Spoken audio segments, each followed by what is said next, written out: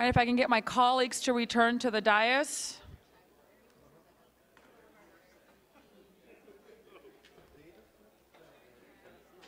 Oh.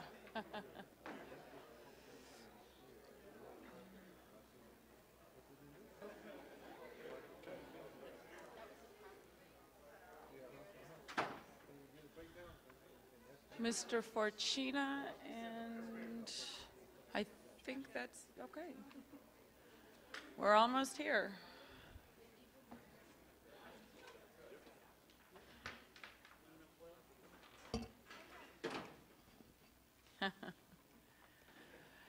Well, good evening, everyone. I'd like to call the regular meeting to order and announce that the board did meet in closed session and took action. We appointed Ms. Jody Cooper Hoffman to Vice Principal of Joseph Sims. And I would also like to announce that tonight's meeting is being video recorded and will be available on the district's YouTube channel. I'd like to announce that cards are available at the table just outside the boardroom for anyone who wishes to address the board.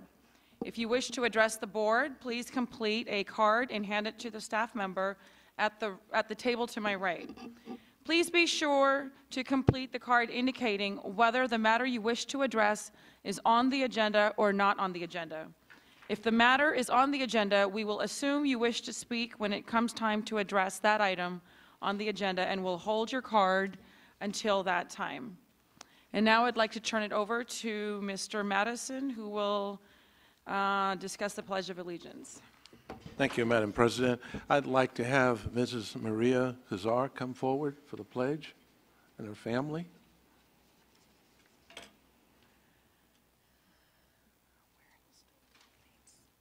Yeah, and our principal.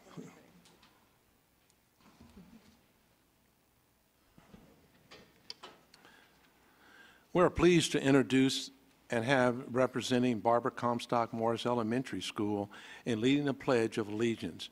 Mrs. Maria Kazar. Mrs. Kazar is the English Language Advisory Board Chair.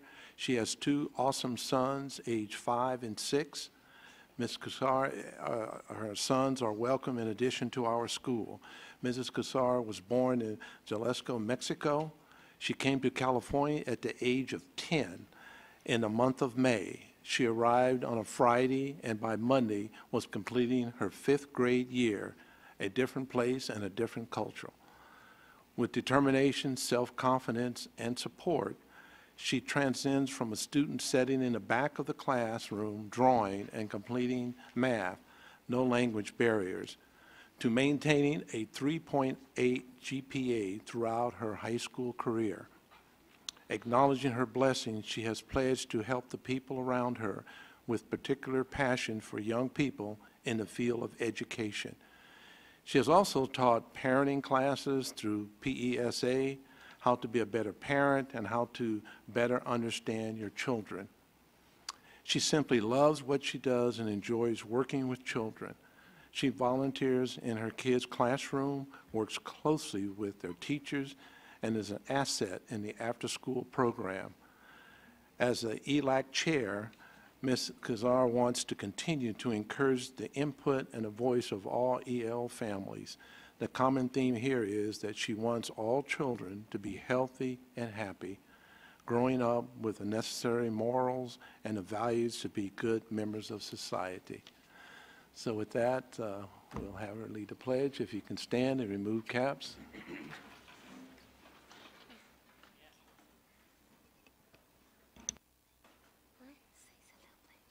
Salute, pledge. Pledge allegiance to the flag of the United States of America and to the republic for which it stands, one nation, under God, indivisible, with liberty and justice for all. Thank you. What do we have to say again? Say thank you. Thank you.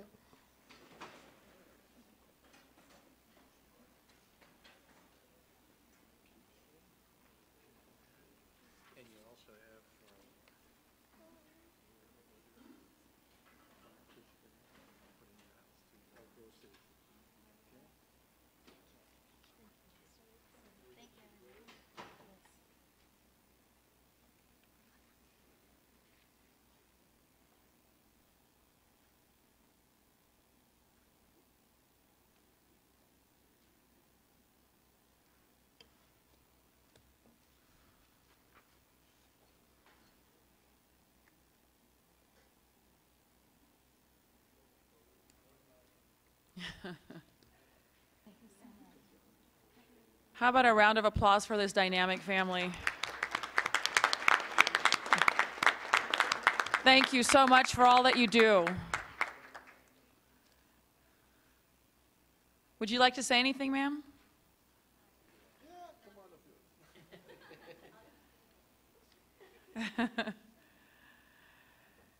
Thank you very much. This is an honor, and it's awesome because my kids know that I'm moving forward, and hopefully, and I know they'll be moving forward as well. Thank you. Excellent.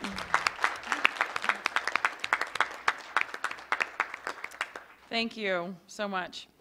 Next, we have our high school student representatives. And first, I would like to call on Franklin High School.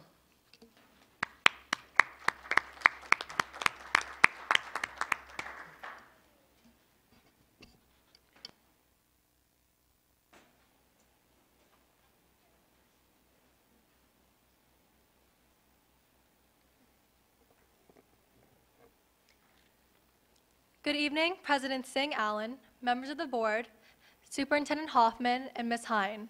My name is Jade Cho. And my name is Natalie Steckline. The students, teachers, and staff at Franklin High School are enjoying Term 3. We would like to tell you about our Term 3 successes and our exciting plans for the remainder of the school year.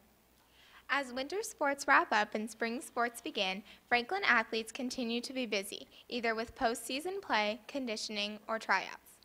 Noah Hansen, Antonio Jimenez, Josh Villaflor, and Robbie Nickerson are Franklin's 4 wrestlers who advanced to the Masters round. Josh placed 12th in Northern California, and Robbie placed 7th in Northern California. Franklin's men's basketball played great in the regular season to earn them a home seed in playoffs.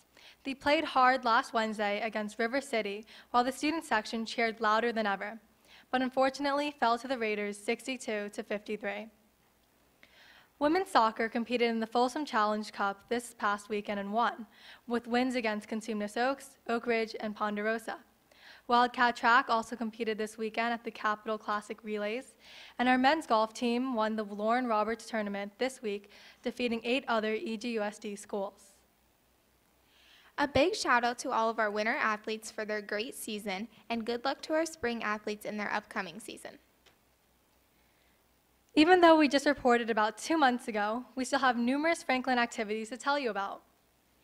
Franklin's winter homecoming was a success, as students enjoyed the dress-up days, the basketball game, and the dance. The dance was one of the largest winter homecomings Franklin has ever had, with almost 1,100 students in attendance. This is always a busy time of year for the leaders at Franklin. In preparation for next year, students applied and ran for 2015-2016 spots as Link Crew leaders, ASB officers, ASB commissioners, and ASB representatives. I was able to be on the panel to interview next year's ASB school board representatives, and I'm confident that the position will be in good hands when I'm gone. And although we're prepping our leadership for next year, this year's leadership students are still hard at work, as the students put on Prom Expo a few weeks ago and continue to plan junior prom and senior ball. In addition to all of these fun-filled events, Franklin's Link Crew also put on the student favorite event, Wacky Sports. Classes completed in games such as Shoe Fly Shoe, Pharaoh's Folly, and Scavenger Hunt. Fighting until the finish, the class of 2015 took home their first Wacky Sports trophy. For 2 nights only, Franklin's dance company Fusion put on their annual main stage production, titled Dreams vs. Nightmares. With a special guest performance by Monterey Trail, the dancers sold out both nights and put on an amazing show.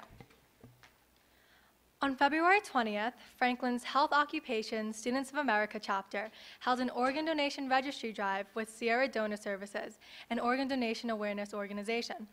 We had 186 total signups, making us the largest high school drive in all of California, and shattering the previous Sierra Donor Services record of 142 signups.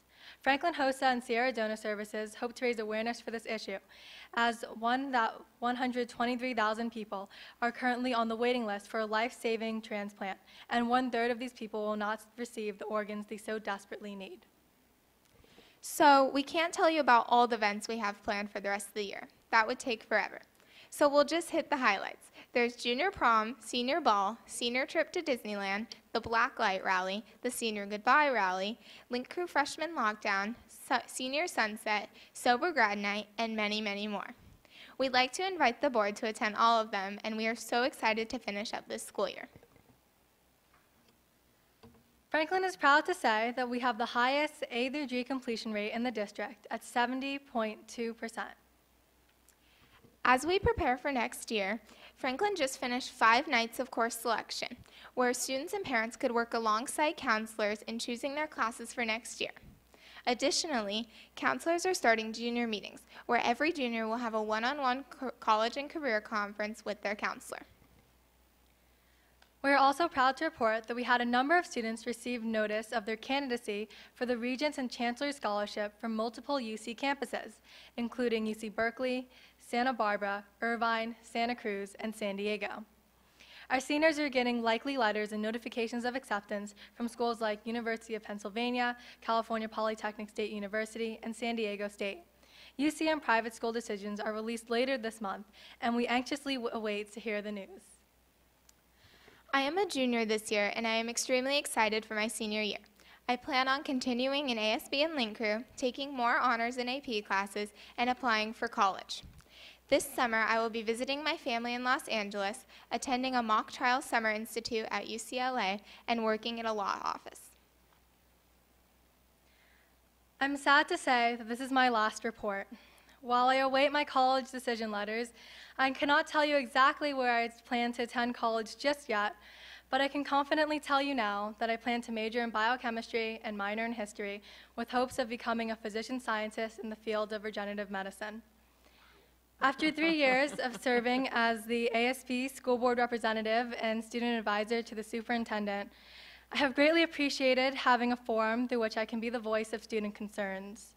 I have enjoyed forming relationships with the board, Superintendent Hoffman, Ms. Hine, and other district representatives, as well as improving my own public speaking and professional skills. This role has truly helped me learn and grow as a communicator, as a leader, as a citizen. It has been an honor representing Franklin High School these past 3 years, the school I have loved so much and called home for so long. Thank you again, and good night. That was wonderful. We wish both of you continued success in your future. We have no doubt they will be reading about you. That was an excellent report. Thank you. Next, we have Pleasant Grove High School.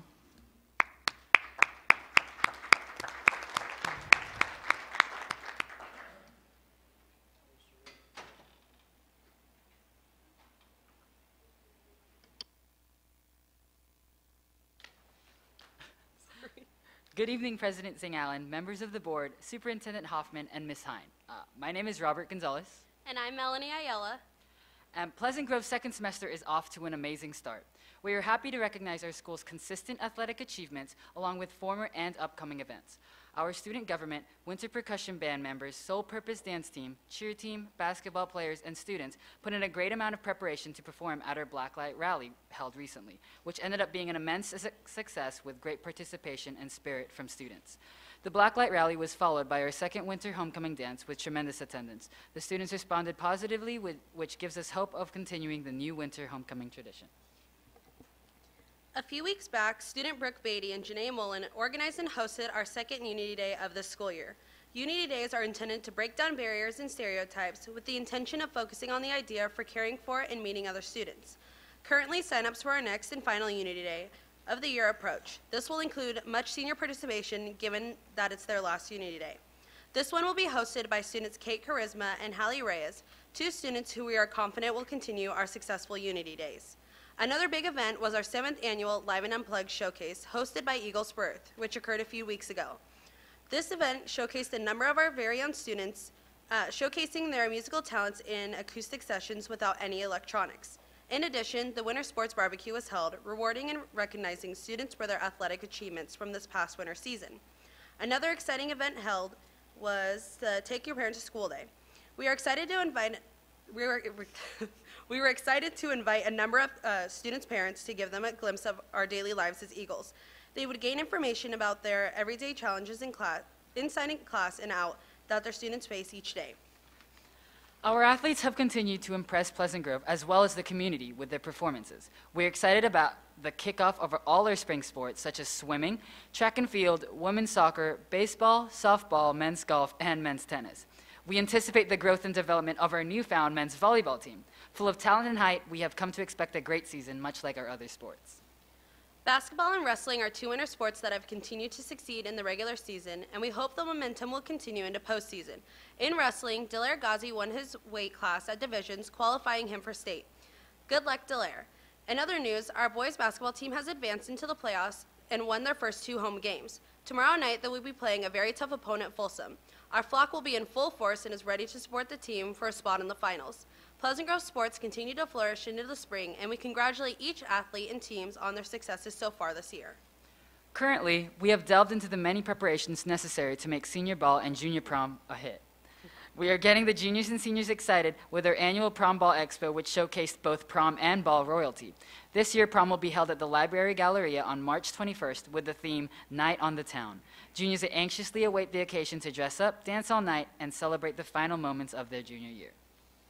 Pleasant Grove's academic decathlon team earned 3rd place in the competition, and we are returning to the state competition in a few weeks. Our performance increased drastically from last year. One standout was Kyle Osborne, who received a gold medal in the art competition, silver in essay and economics and history, and a bronze in science. Academic decathlon continues to prosper, and we wish them the best of luck in future competitions. An event that brought tears and excitement to the district was our first annual special needs prom themed Meet Me at the Red Carpet. Pleasant Grove students took on the event and organized the entire thing with participation from Sheldon, Albiani, and Kerr students. Here at PG, we believe that all students, no matter how many differences we have, all deserve a night to celebrate. It was a night to showcase and give back to the many students who aren't always recognized. This prom was beyond successful, and we received a lot of feedback from not only students and administrators, but from parents as well. We are so excited to have this event become a part of PG. The start of the new year and second semester has been one for the books, and we hope to carry our success and excitement through the end of the year and to our graduation in 3 short months at Sleep Train Arena. Thank you.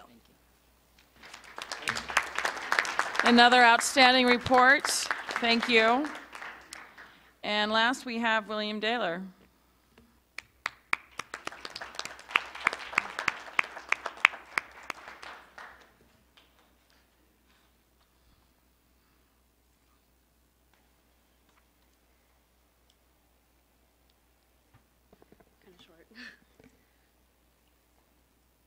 Good evening, Board President Bobby Singh Allen, members of the board, and Superintendent Huffman.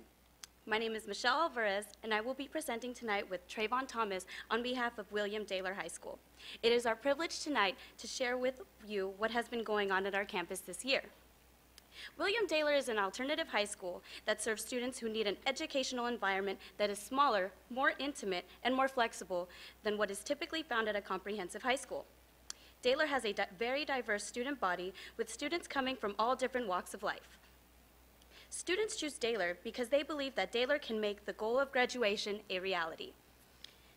Students enrolling at Daler can expect to find a quality program of instruction leading to a high school diploma, academic performance standards, instruction that addresses the Common Core academic standards that help students pass the California High School exit exam, a smaller class for individualized instruction, a variety of options that include open entry, open exit into the school, classes, and alternative options to earn elective credits, a shortened school day, and work-study options.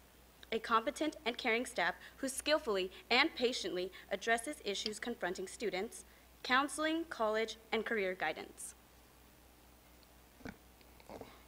In addition to academic resources, there are many other resources offered at Daler that you won't find at other campuses. According to recent research, most students do not offer programs to support the pregnant and parenting teens. The Daler Child Development Center is a fully licensed care center, that is offered, that is the only one in our entire district. It provides child care for infants and toddlers while their teen mothers and fathers attend school. This is a no-cost, safe, and nurturing environment that helps the young children thrive while their parents get an education. In addition to the child care, teen parents attend parenting classes and receive educational resources and tools for parenting. This child care center is only open to teen parents in the Elk Grove Unified School District. The Daler Child Development Program works in conjunction with the district-wide teen parenting program grant funded through Kaiser. This year, 12 of our teen parents were able to take a car seat safety class through the UC Davis Children's Hospital and receive brand new car seats. Because we have the Child Care Center and its resources, we have been able to increase the numbers of teens parents who graduate each year. Another resource we have on campus is alcohol, tobacco, and other drug counseling through Project Success. This resource helps students deal with tough issues they may be facing regarding alcohol, tobacco, and other drug abuse. Our entire student body participates in Project Success four-part prevention and education series. Anger management, healthy relationships, and life skill classes are also offered. Students are excited about the two very successful career technical education programs offered at Daler. Every year, the Careers with Children classes continues to expand. This class prepares students for the field of early childhood education through curriculum-based daily lessons, site visits, field trips, and hands-on care. The goal of the class is to prepare students for an entry-level position in the field of early childhood education and other related fields. The Careers with Children students will be visiting Sacramento Crisis Nursery, CRC Child Development Center, as well as other local resources. The students have also started internships with local programs and businesses this February.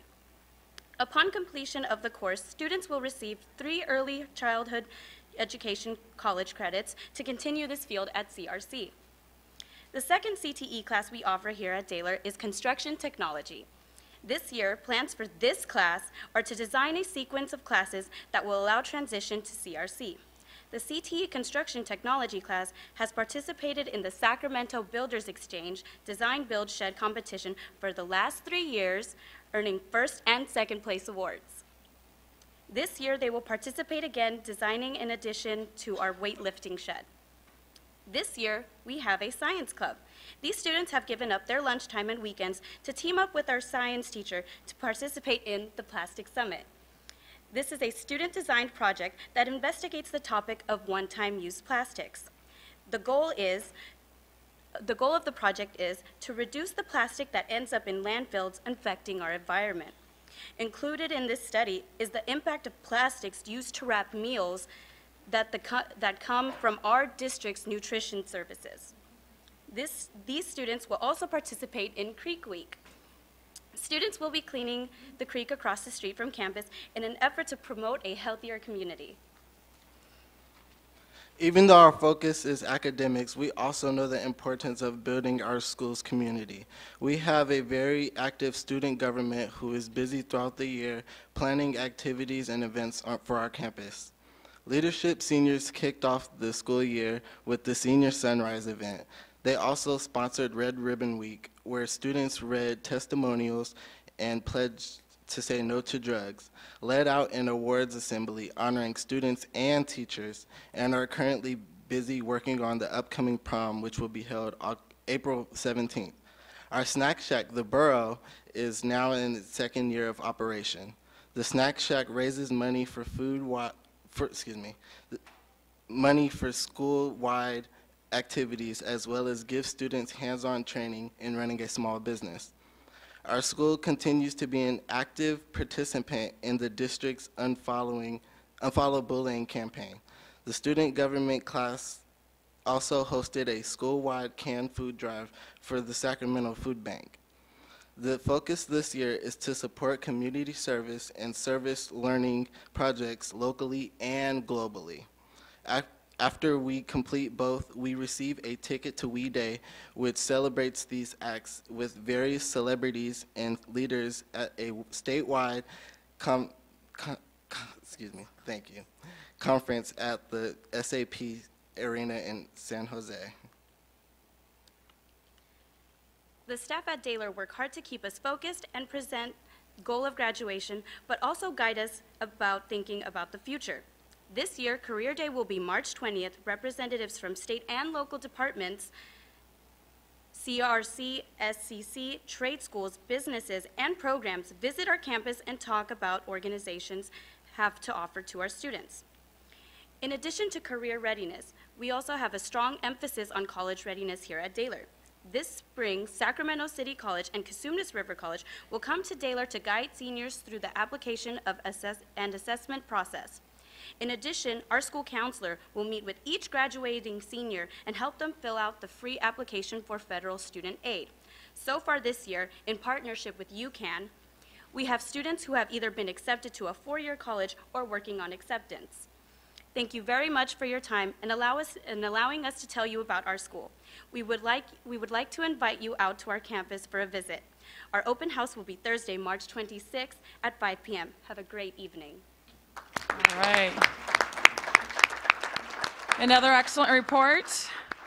At this time, I would like to recognize all of our dynamic principals from these three schools. We have Chantel Albiani, principal of Franklin High School. Hank Meyer with Pleasant Grove. And Ms. Kathy Whiteside of Daler. Thank you very much. Students, you may be dismissed. All right, next we have the academic recognition of spring student athletes and coaches. I'd like to call on Rod Edmiston.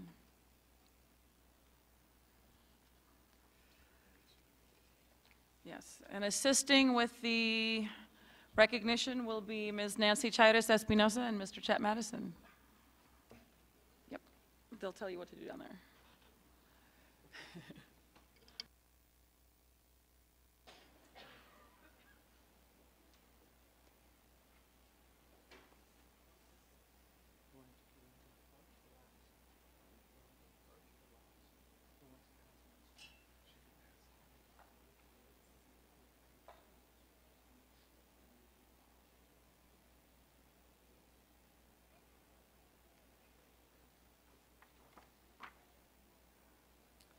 Good evening. President Singh Allen, members of the school board, Superintendent Hoffman, and Ms. Hine. Elk Grove United School District is known for excellence in athletics. It will be my pleasure to come back here in the weeks and months to come and recognize our section, Northern California, and even eventual state champions. But this evening I am honored to bring you a different sort of champion. These teams exemplify what being student athletes is all about. Excellence not only in their athletic activity, but also in the classroom. The following teams had the highest grade point average at their school this winter. As a longtime classroom teacher and coach, I can attest to the dedication and commitment displayed by each of these fine student athletes. With that, I would like to introduce the coaches and captains of our GPA champions. Cosumnes Oaks High School women's basketball, the team GPA 3.66, Coach Kevin Scott Sr., captains Abina Botang and Aaliyah Hurt.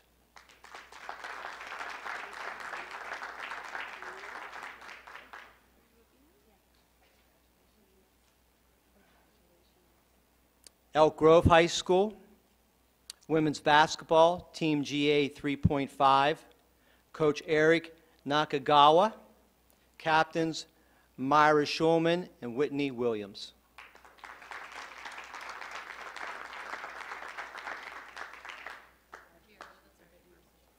Great job with nodding, girls.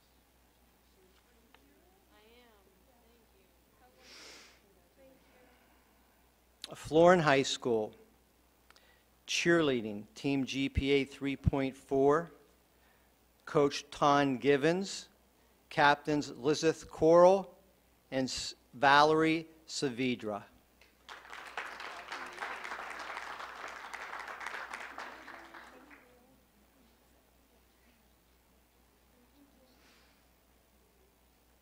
Franklin High School men's basketball, team GPA 3.15, Coach Jesse Formaker, captains Austin Payne and Philip Fain. Coach Formaker and his captains couldn't be here tonight. They had a prior commitment, so accepting on their behalf is Principal Chantel Abiani.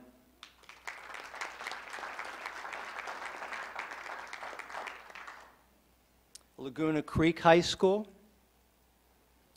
women's basketball, 3.67 GPA. Coach Louis Corpaz, captains Nikki Douglas and Lindsay Kikomoto. And we'll take a short break here to do a picture, and we'll be right back. Probably want everyone back on stage.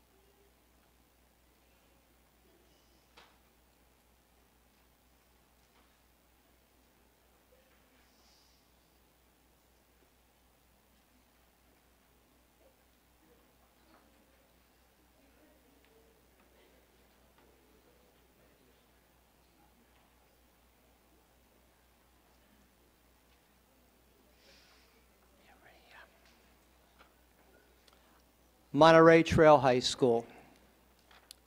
Wrestling, 3.36 GPA. Coach Alan Argumedo. Captains Austin Newen and EJ Villacruz.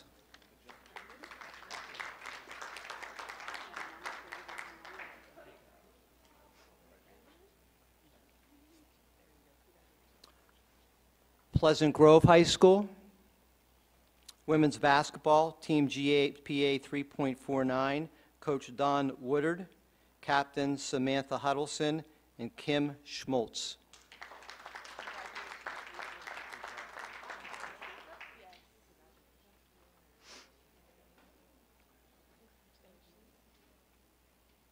Sheldon High School.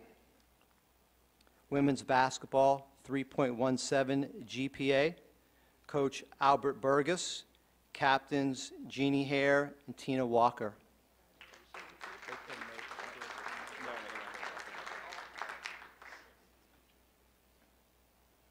Valley High School, cheerleading, team GPA 3.2, Coach Keith Goings and Shara Johnson, captain Alexandria Drysdale.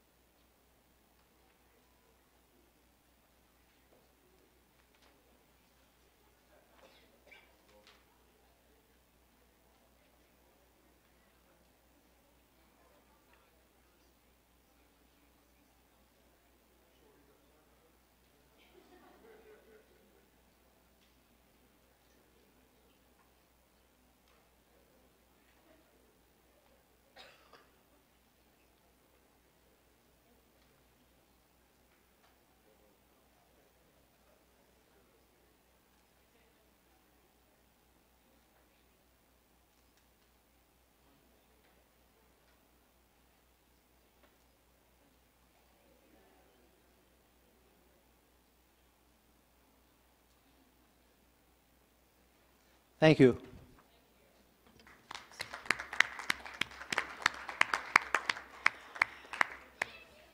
Excellent.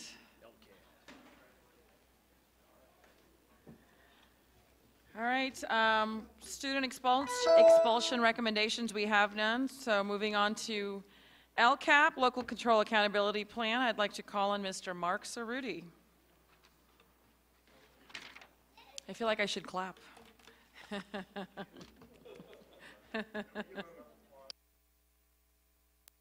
Yeah, you may want to hold off until I'm done to determine whether or not it was worthy of applause. Good evening, President Singh Allen, members of the board, Superintendent Hoffman, and Ms. Hine.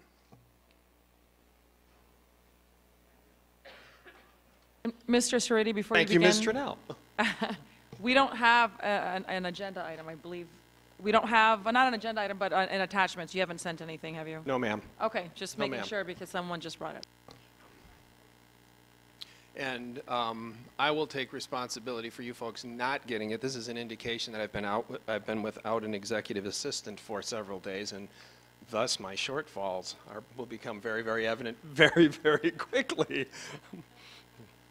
I appreciate the opportunity to provide a brief update on our LCAP process, and really I'll focus on the process this evening and specifically stakeholder engagement and the fast and furious work that's taking place.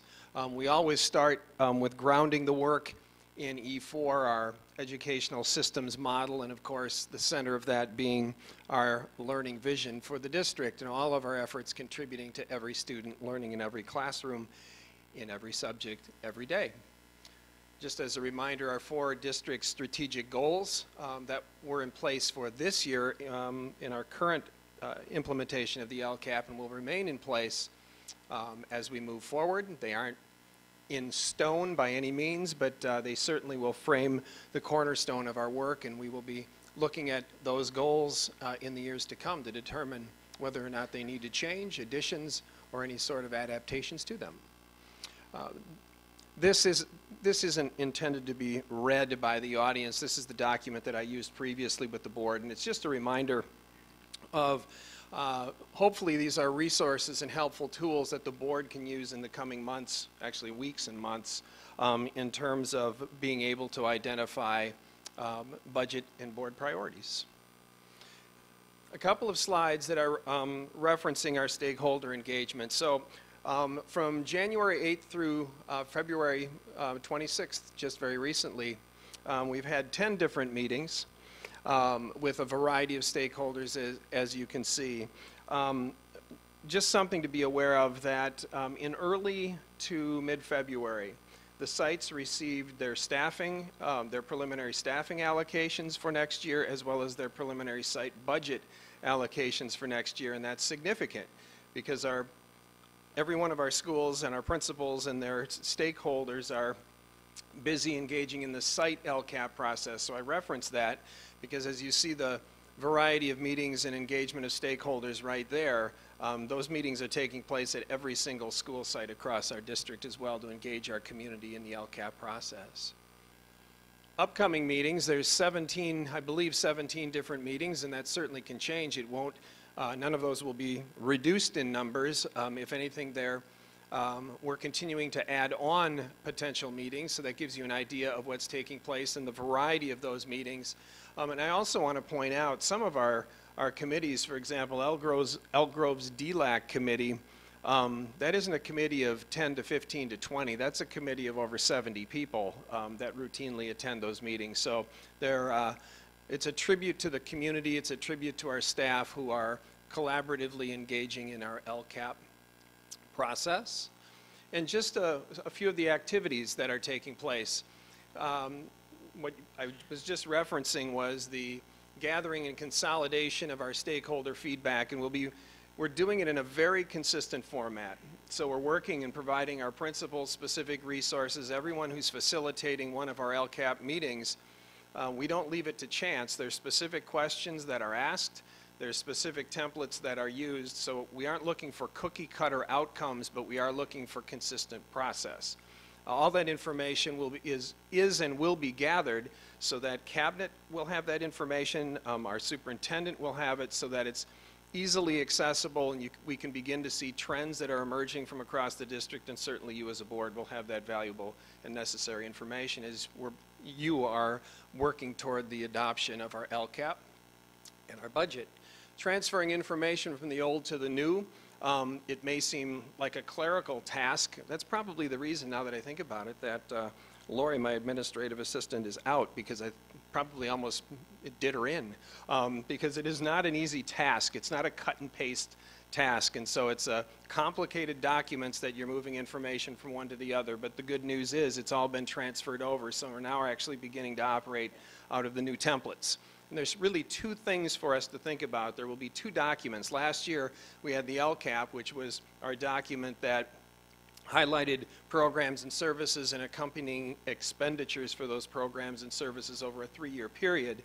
We will continue to do that, so there will be a 3-year planning document that we will have that will build off of this current year. But the other thing is it's a report on what did we do this year. What did we say we're going to do? What did we actually do? What were the targeted outcomes, and what are those outcomes? So those are the two documents that we're working from.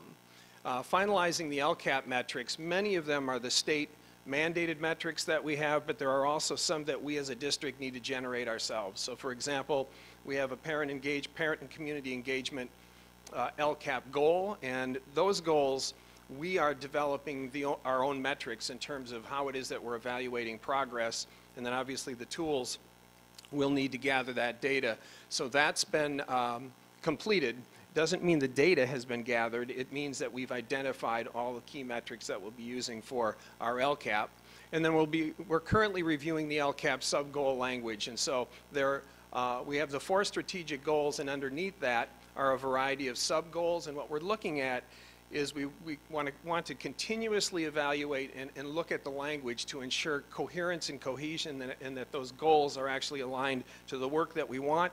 And they're all actually worded very, very appropriately. And it's not to say that they're currently not, but as we go through and look, and as you're developing it like any document, as you continue to look at it and edit it and approve upon it, those are kind of the 4 key things that we are working on currently. And with that, I'll take any questions or comments.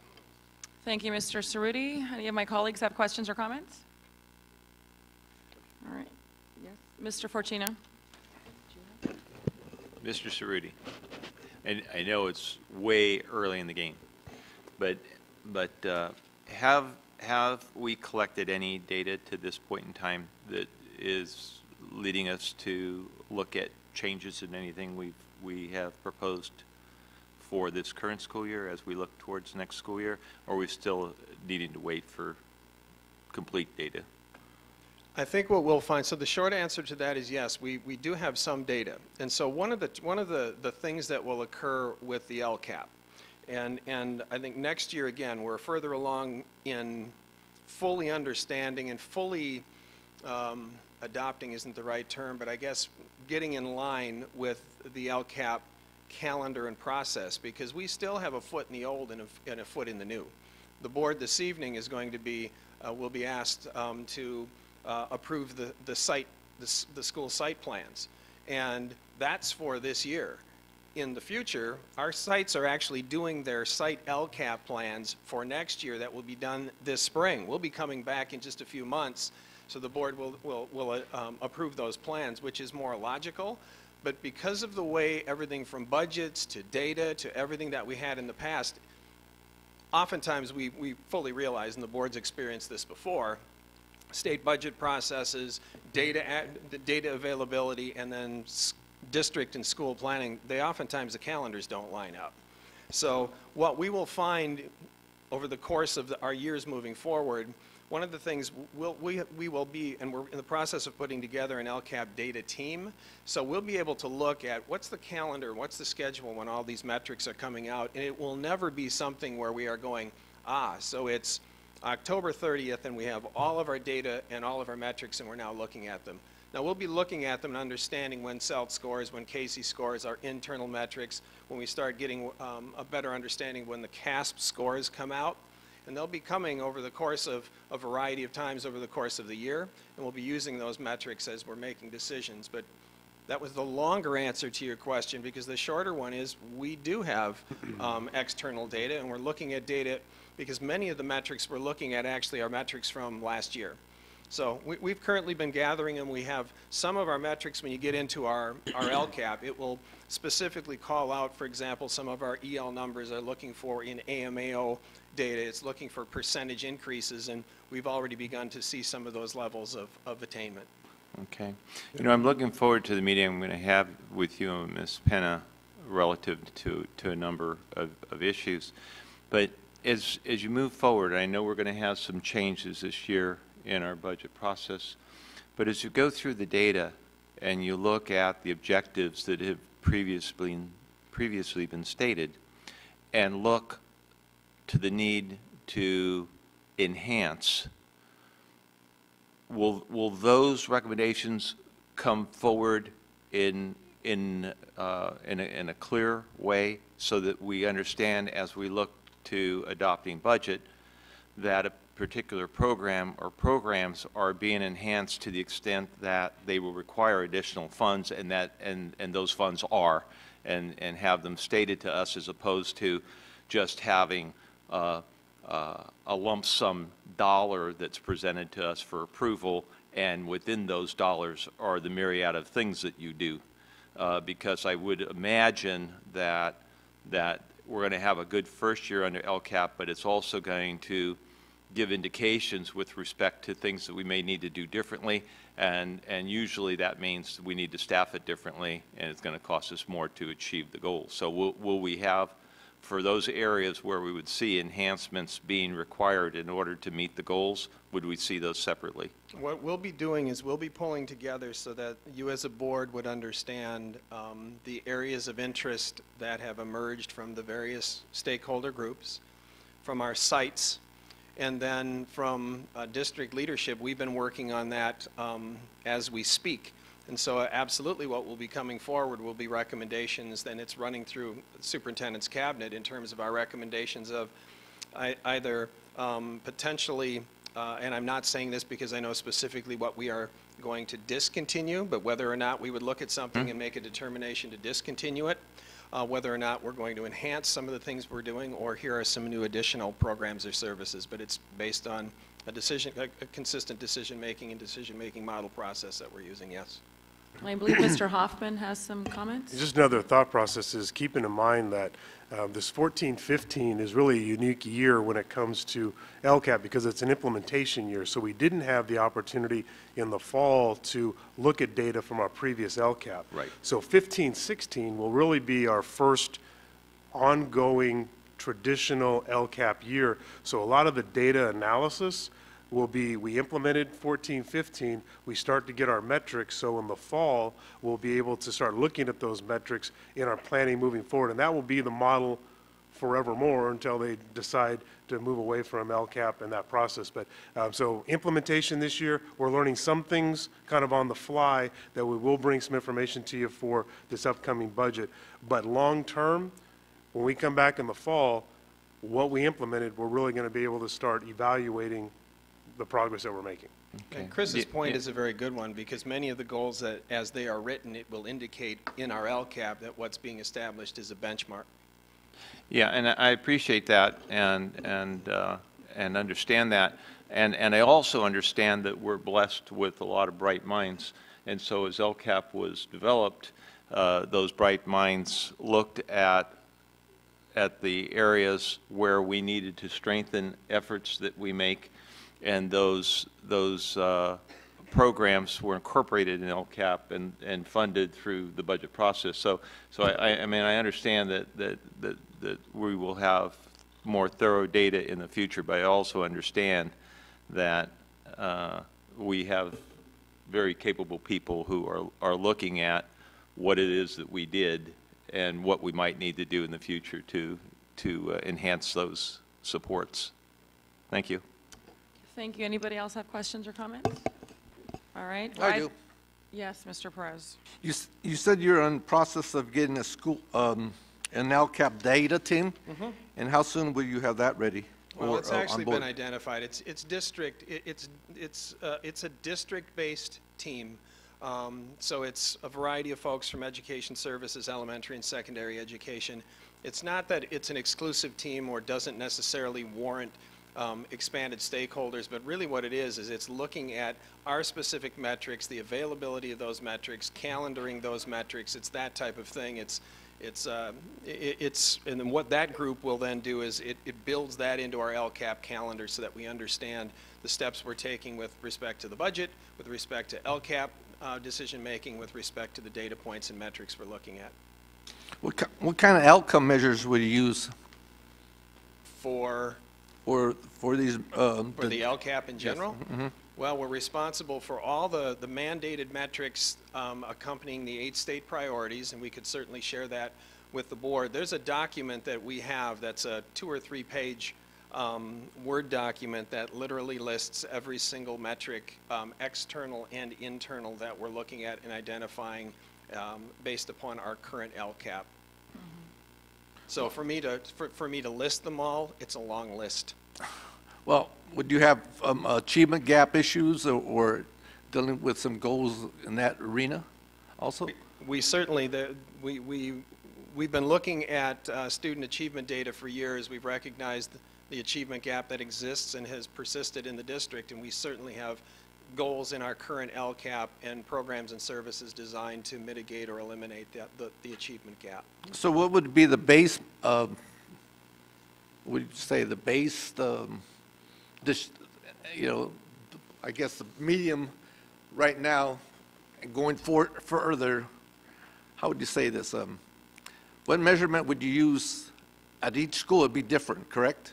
Well, there are some that are, the primary measures that we're using, state mandated measures, for example, there's a variety of them. So we'll start using, and there'll be baseline data that we'll be using with respect to CASP scores, there's AP scores, there is A to G completion rates. There's a variety of those state mandated metrics. Mm-hmm. Certainly sites who are engaging in continuous improvement and looking at what they're doing, maybe looking at their own internal assessments that they have, but the state mandated metrics are the primary ones that we would be using as the benchmark measures to assess student achievement and differentiate between various subgroups. So you would continue doing AP school site measures, or what? For advanced placement courses, or are you No. meaning API? API, Well, the API will be determined by the state, right? and so they're still trying to figure all that stuff out. That's what I heard. And so, the word is that they're looking at it in a more comprehensive manner, and thus the state mandated metrics that accompany on that sheet that has the 8 state priorities, our goals, and our LCAP objectives. All those eight priorities have specific metrics that are attached to those. And like I said, we've got those all listed, and if the board requested that information, it's a simple Word document that you could easily see every one of the metrics that align with those 8 state priorities. So you mentioned that each site has a budget for next year. Was that 2015, 2016? Mm-hmm. It's their preliminary site budget, yes. And we presently have the site budget for this year, for 2014-15 also, correct? Yes. Okay. Thank you. And I could also remind the board that the LCAP plans and the school site plans for each respective school and site is also available. I know that Ms. Albiani actually took the time last week to review some of those. So those are available to us to further enhance our intellectual curiosity on the subject. And I want to thank you, Mr. Cerruti, for just the quality, the quantity, and the diversity of the stakeholder engagement. You're doing a great job. Thank you. Next, we have the budget update, preliminary 2014-15 second interim report and budget update. Mr. Fagan.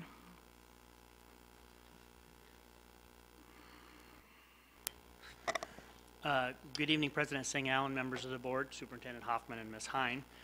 Exactly what I'm here tonight is to talk about the preliminary second interim report. As the board knows, each year we are required to, twice during the year, after we adopt our budget and finalize it, provide interim updates to the county to review it and send it along to the state.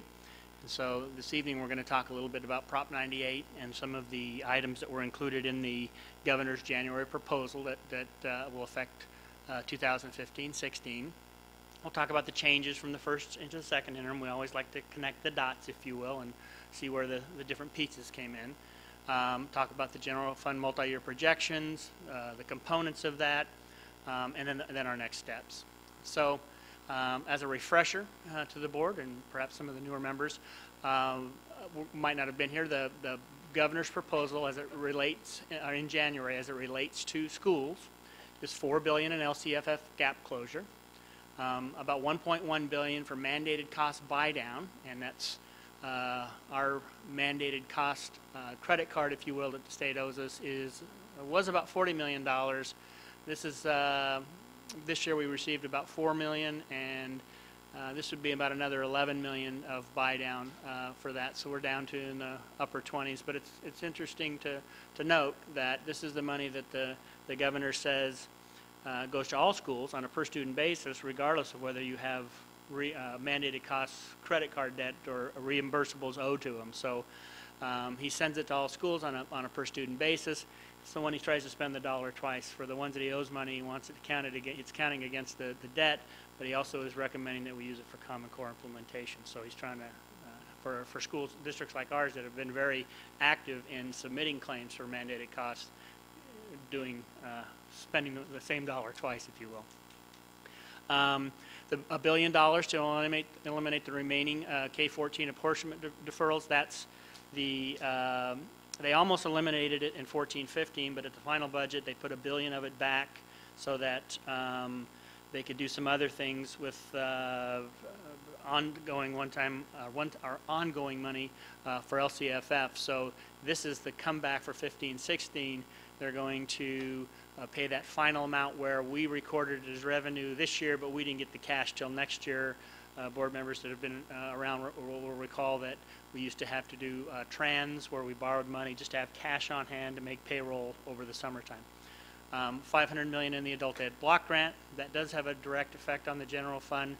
A portion of that would be used to backfill the dollars that we currently transfer to adult ed, and then the balance of that's going to go to the collaboration with community colleges for the adult ed program. CTE grants, incentive grants.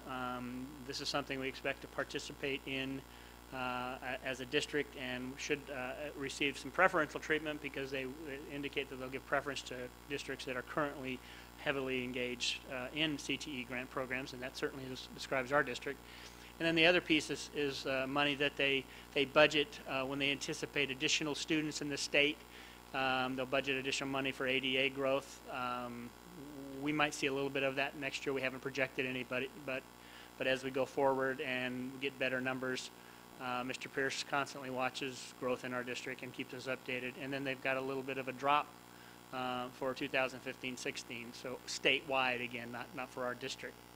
So this is the time of the year where the salaries that are in the budget were put in as of May because we can't wait till we start the school year. We don't have all our teachers hired in June to know who's going to be here, so we have retirements and those types of things. So the bulk of the staff that's in place in May is accurate, but there's still some adjustment. There's retirements, there's other adjustments that happen to the budget. So what we do in the second interim was to go through and we say, look at every budgeted line item and say how much is budgeted, go back and see who's coded to that line item, do the new calculation. If it's got too much budget, pull some out. If it doesn't have enough, fill it in. So it's where we reconcile on a line-by-line basis all of the salaries in the district salaries and the benefit lines. So this is kind of our true-up for all of the changes. And the second interim is really the last major adjustment we'll make to our budget for the rest of the year, and that's truing up the salaries.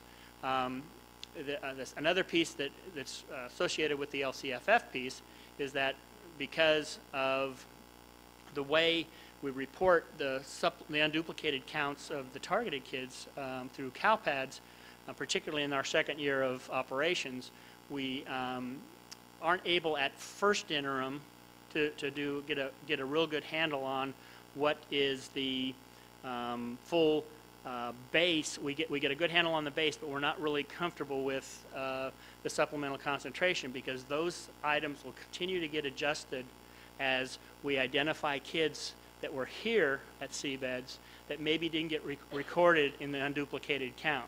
So what we did this year is we did get a benefit. The state, in the first year at our Provision 2 schools, where they only count the kids once every 4 years, last year we had to send out supplemental forms for them to fill out and turn back in.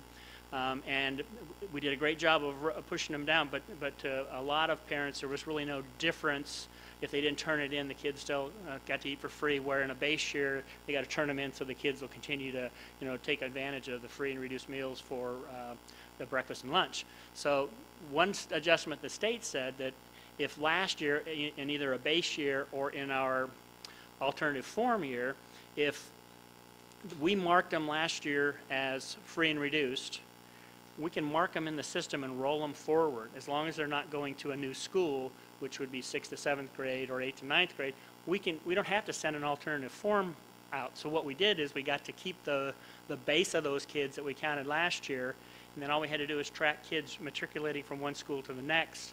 We refined our business rules, and this information really got finalized in the last couple of weeks because we were working right up to the end to make sure that we got everybody in, but we don't want to get anybody in that doesn't belong there. So for board members that were here last year, they'll remember that we started at a 59% estimate, and as we started counting, getting alternative forms down, we dropped down to 55.89%. So we were still above 55, but it was less, and we lost some revenue as we went forward. So with this new process and the ability to bring kids forward and not have to go out to every kid in those Provision 2 schools, we've actually seen an increase back up to 58.92, a 3.3% increase. For our district, that's about 2010 more unduplicated count kids. So we didn't get new kids.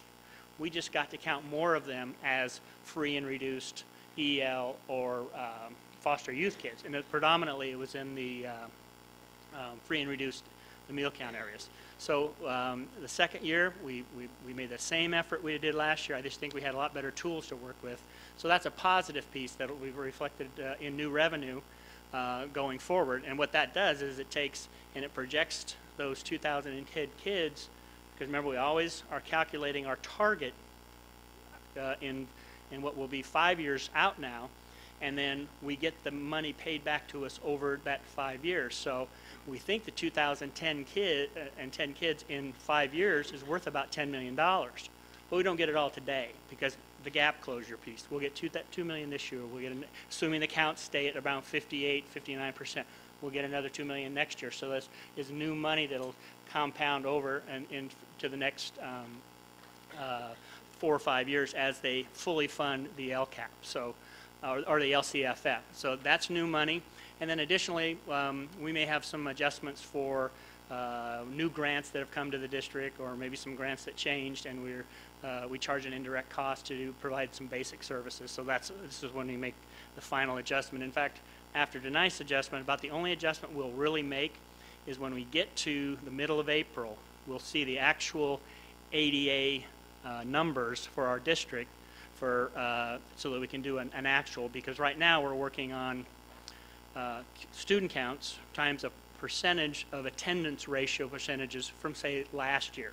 So it's still it's a good estimate that we use year in, year out, and it has proved very reliable, but the final numbers that we would adjust revenue would come in April, and it's part of our estimated actuals that we do at the end of the year.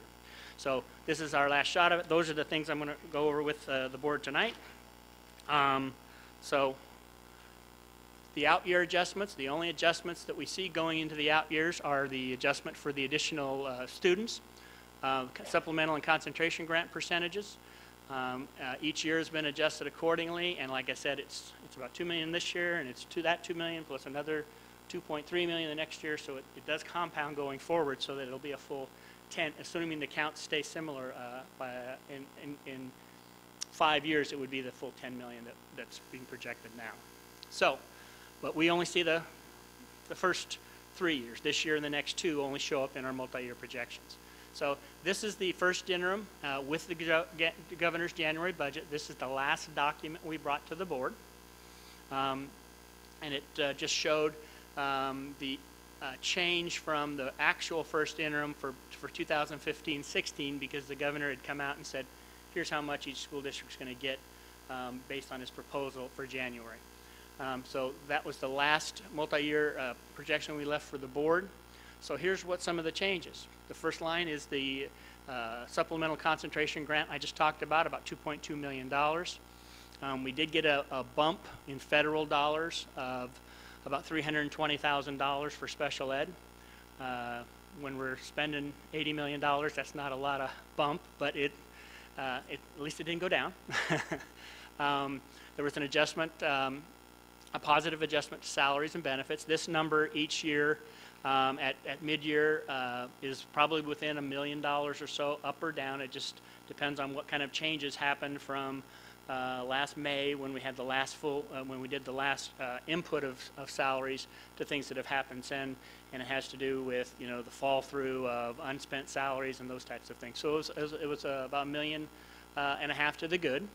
Additional indirect, so we have new grants that we're charging indirect costs to, and that's where we provide human resources, payroll, budget, accounting to support those categorical programs, and it's a fixed fee that's determined by our prior year expenditures in those areas, and it's a percent. It's usually around 5% of their expenditures is what is charged against it.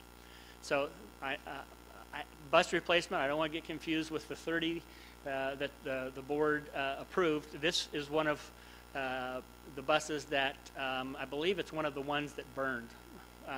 So when we have a bus that a couple buses caught fire, another one got rear-ended in total, so we had about 4 or 5 buses we lost last year just due to insurance accidents, and the insurance is $6,000, $7,000, $8,000, and it's still $150,000 for a new bus. So this is the replacement of one of those buses.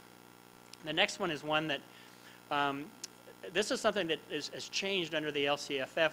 What happened is they used to send some of our SCOE, County Office of Education for Special Ed, they sent it directly to SCOE instead of sending us the revenue. They made that change and we didn't get notified of it. And so this is actually, it came to us, so now we have to transfer it over to them. So where before we never saw the revenue, now it has to come in and be passed through back to the county office for the kids that we send. We send a group of students over to county office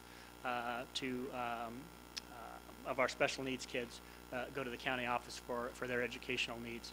Special education, the legal fees, the boards are well aware of some of the issues in that area that we've been working with, and so for BBK, I can't remember the name of it right now, but it's the attorneys that use us, that we use predominantly for our special education needs, and we've been working very aggressively in that area. And so that's about double what we would normally budget for them. So we made that adjustment here at mid-year because we pretty much in the first half of the year spent their normal allocation, but we think that's something that's going to be positive for the district going forward. And healthcare impact study, that's the $30,000 that the board approved for the Milliman study. So we take the net of those, the net all of those is a positive $3.25 million, and so when we I'll direct your attention to the last 2 columns. The first interim, you'll see this year's deficit was $6.5 million, and it's now 3.25. The difference is that positive 3.25 from the changes that we've recognized since the last one. So in a connecting the dots kind of manner, those are the changes, the major changes to our budget from first to second interim. So what does it look like? This is what it looks like now. So the changes from the multi-year that we saw on January 20th when we got the governor's proposal, this will incorporate those other changes that I talked about on that page, and probably the most visible one is in the 2015-16 estimated 35,284. If we go back a couple slides, you'll see that in January on the 20th, it was 32,755. That's that additional targeted students, free and reduced revenues that I just described for you a few minutes ago. So this has all of those changes that were incorporated into the slide that I showed you here. And so this is what we look like. And so this is the numbers that we'll be using as we do our analysis of, the recently signed TA. We'll apply that information to this as we go forward so the board can see the impact of that once it's been completed and approved. And then we'll bring pro forma information back to the board at that time. So here's the components. Generally, this has not changed. Well, I'll say one that, except for that in that first bullet, the 32.7 is now 35 million. So we'll make an adjustment to the components piece, but it is reflective of the new higher amount beginning in 2014-15. But we have not increased or changed our flat student enrollment base. The next two bullets on the grades 4-6 class size. We'll wait and see what the results of the tentative agreement are, because they were addressed as part of that. Special education growth, we put an amount in there every year outside of the amounts that we may need as we see particularly the students coming up, the younger students coming up in the ASD program. RRM has been adjusted to 3%, so as we add new expenditures, it's not based on revenue, so as we add new expenditures, we have to increase the routine restricted maintenance contributions, so that that's just the way that formula works. The overload stipend, again, is being addressed, and then the $800,000, that was we removed that contribution to the adult education fund, and so that's an improvement to the unrestricted general fund. So pretty much similar to what we showed you the last time we showed you these components. We're here tonight for the preliminary, barring any changes that we may need to make going forward for the second interim. We would bring that back to the board to approve on the 17th. We'll get the governor's May revise, which I believe is the 15th of May. It's based on his final revenue collections from income taxes that are due on April 15th. I will tell you that January, this proposal came out in January. The actual receipts received in January were $500 million more than his revised budget in January. So there's LAO, I think, estimated $1 billion to $2 billion, assuming that the market doesn't tank or the real estate market doesn't tank. And it looks like it's leveling off, but I don't see anything major coming along those. So any new revenues that are recognized this year by the state at least have to be treated as one-time dollars back to schools. So the minimum, if the state comes in anywhere from $1 billion to $2 billion more, we would probably see at the May revise some type of one-time dollars coming to the district. Probably not as LCFF, probably as the mandated cost rebate piece. But those are the things we'll be looking for in the May revise. If there's new money, how much of it's going to be one time, and how much of it is he going to put into 2015-16 as ongoing money going forward. And then in conjunction with the LCAP process, we'll be in June, we bring the board the preliminary and then final adopted budget that has to align with the LCAP expenditures, and we would get approval at the preliminary, the first meeting in June, and approval at the second meeting. So with that, all right. take any questions. Thank you, Mr. Fagan. Any questions or comments from colleagues? Yes, Ms. Titus Espinosa. Thank you. Great presentation. Thanks. Just one question. Of course, I'm the newbie here, so if you've already provided Not a this, problem. feel free to point me in the right direction. Just to help me put all of the state-level developments into context for what's happening here in our district, I would love to see your slide 2 where you summarized all the different budget proposals. I would love to see that maybe with a column added showing us exactly of that share, statewide pots, what came to our district, and maybe as a percentage of the district budget, how do we attribute that per line item? That would be very helpful. Sure. Some of the first couple are probably a little more easily identifiable. Generally speaking, before the LCFF, we're 60,000 kids and 6 million kids, so we're 1% of the state budget. So $4 billion would have been $40 million for us under the old revenue limit system. So that's a good estimate if you're trying to do math in your head, but we can certainly identify the district pieces on the first two And then any of the remaining ones, we can look at see what we estimate currently, because we're still getting some details on the adult education. We think it's a minimum of our 800,000 that adult ed program will get. Right. But it could be more than that depending on what measure they use. And then the CTE, we're still working on the competitive grants. But sure, we could put some numbers to those. At least for the parts where it's there is an existing formula. Yeah, sure. Thank you. Excellent point, Ms. Titus. Mr. Perez. Very good. Very good suggestion. I was thinking of that one. Why did you take out adult education contributions of 800,000 removed? Why? So or on, how that? So on slide 2, The the 500. no, actually, no. It's page 9, and on the bottom, Yeah, the components. right. Yeah, in the past, that was the adult ed program generated ADA, and it all went to the adult ed program. When we were in our difficult period, that was one of the programs that was considered a tier 3 categorical, and the districts were allowed to flex as any or all of that. A lot of districts flexed it all and got rid of their not a lot, but some districts got rid of their adult education program. Ours was about a $2 million revenue per year. We allocated 800 back so they could run some basic programs, and then they kind of dovetail that with their federal and state and even some local work training programs. So that's an amount that was coming to the general fund that we were sending over there. On slide 2, the fourth bullet down where it talks about $500 million. Right. We think that'll backfill that $800,000 to adult ed, so we don't have to send that contribution over. Okay, so later on from that 500 million, we're going to apply for that grant monies. Right. Well, no, we're going to get some of that. Actually, the one below it's the incentive grant, so that one is a. Oh, okay. We think we will get, our understanding that we'll get at least that 800,000, and it could be more. If it's more, then it would all go to adult ed, but the relief to the general fund would be the 800,000. Okay, that's what I was wondering. Okay, thank you. Sure. Very good. Anybody else?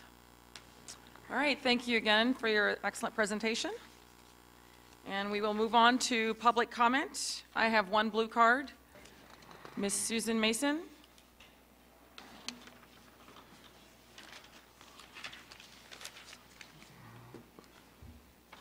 And I'd like to remind you that you have 3 minutes. Thank you. Good evening, President Singh Allen, board members, and Superintendent Hoffman. I have a few comments and concerns. First, the article in the Elk Grove Citizen dated February 11th, 2015, titled, Elk Grove School Board seeks placing a massive state school bond on the 2016 November ballot, gave me pause. As I read through your resolutions, I noted whereas number 5 listed identified growth needs for 40 additional elementary schools. We currently have 65, 7 additional middle schools where we currently have 9, and 7 additional high schools we currently have 9. So these numbers indicate to me that the board anticipates a need almost doubling of the number of schools. Another 62,000 students. Really? I haven't heard the city estimate growth to that tune, so I'm sure that the residents of Elk Grove would balk at becoming LA-like. Whereas number 6 in part reads, aging facilities requiring learning environment and technology upgrades to ensure that all students are provided with equitable 21st century learning environments. So have you already spent the $10 million that was given as a grant last year for the technology upgrades? How much more money do you need? What the government gives, the government can certainly take away, and I think that's a lesson learned.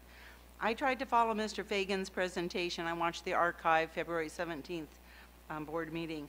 Capital Facilities Funds 2535. I didn't hear Mr. Fagan mention that any particular fund was exhausted, but I heard that when there's a school project completed that you begin the depreciation over a 25-year lifespan.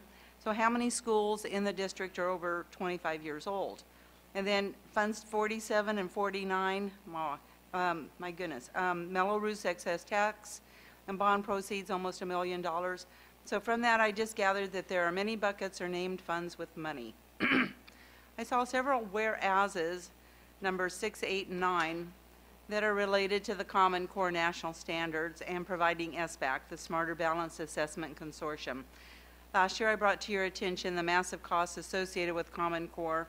You as a board did have a choice to adopt Common Core or not, and now it appears that you come back to the taxpayers asking for more money, and that could have been avoided. Another concern I have was after watching the archive February 17th meeting, the mention of complying with AB 1266. And I thought that law was on hold because it is being challenged in court.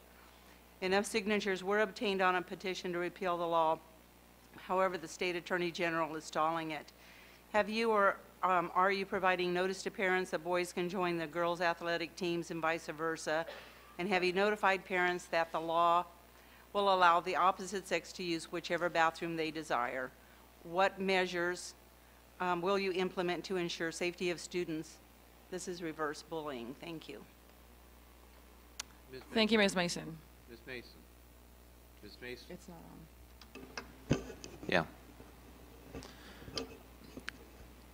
You ask, as a member of the community, a lot of specific questions, and each of the questions you've asked are answerable. Have you met with district staff that can answer those questions so that you have an understanding of where the funding comes from, what the projections are, and what the facility and fiscal costs are to meet our various needs? Have you done that? No, I have not. I only watch the board meetings and the information that you get and whatever is on the website, and that's it. Okay, and because our superintendent and our staff are always readily available to sit with members of the community, and I would really suggest that if you would like to have answers to those questions, that you sit with the people who are capable of providing the answers, and then you'll have the answers. And if I didn't work Monday through Friday, that might be possible, so. Yeah. I haven't been able to do that for that reason. Thank you. Thank you. All right, bargaining units. Any bargaining units wish to address the board? Yes. I'm going to give you my excuse to get the answer.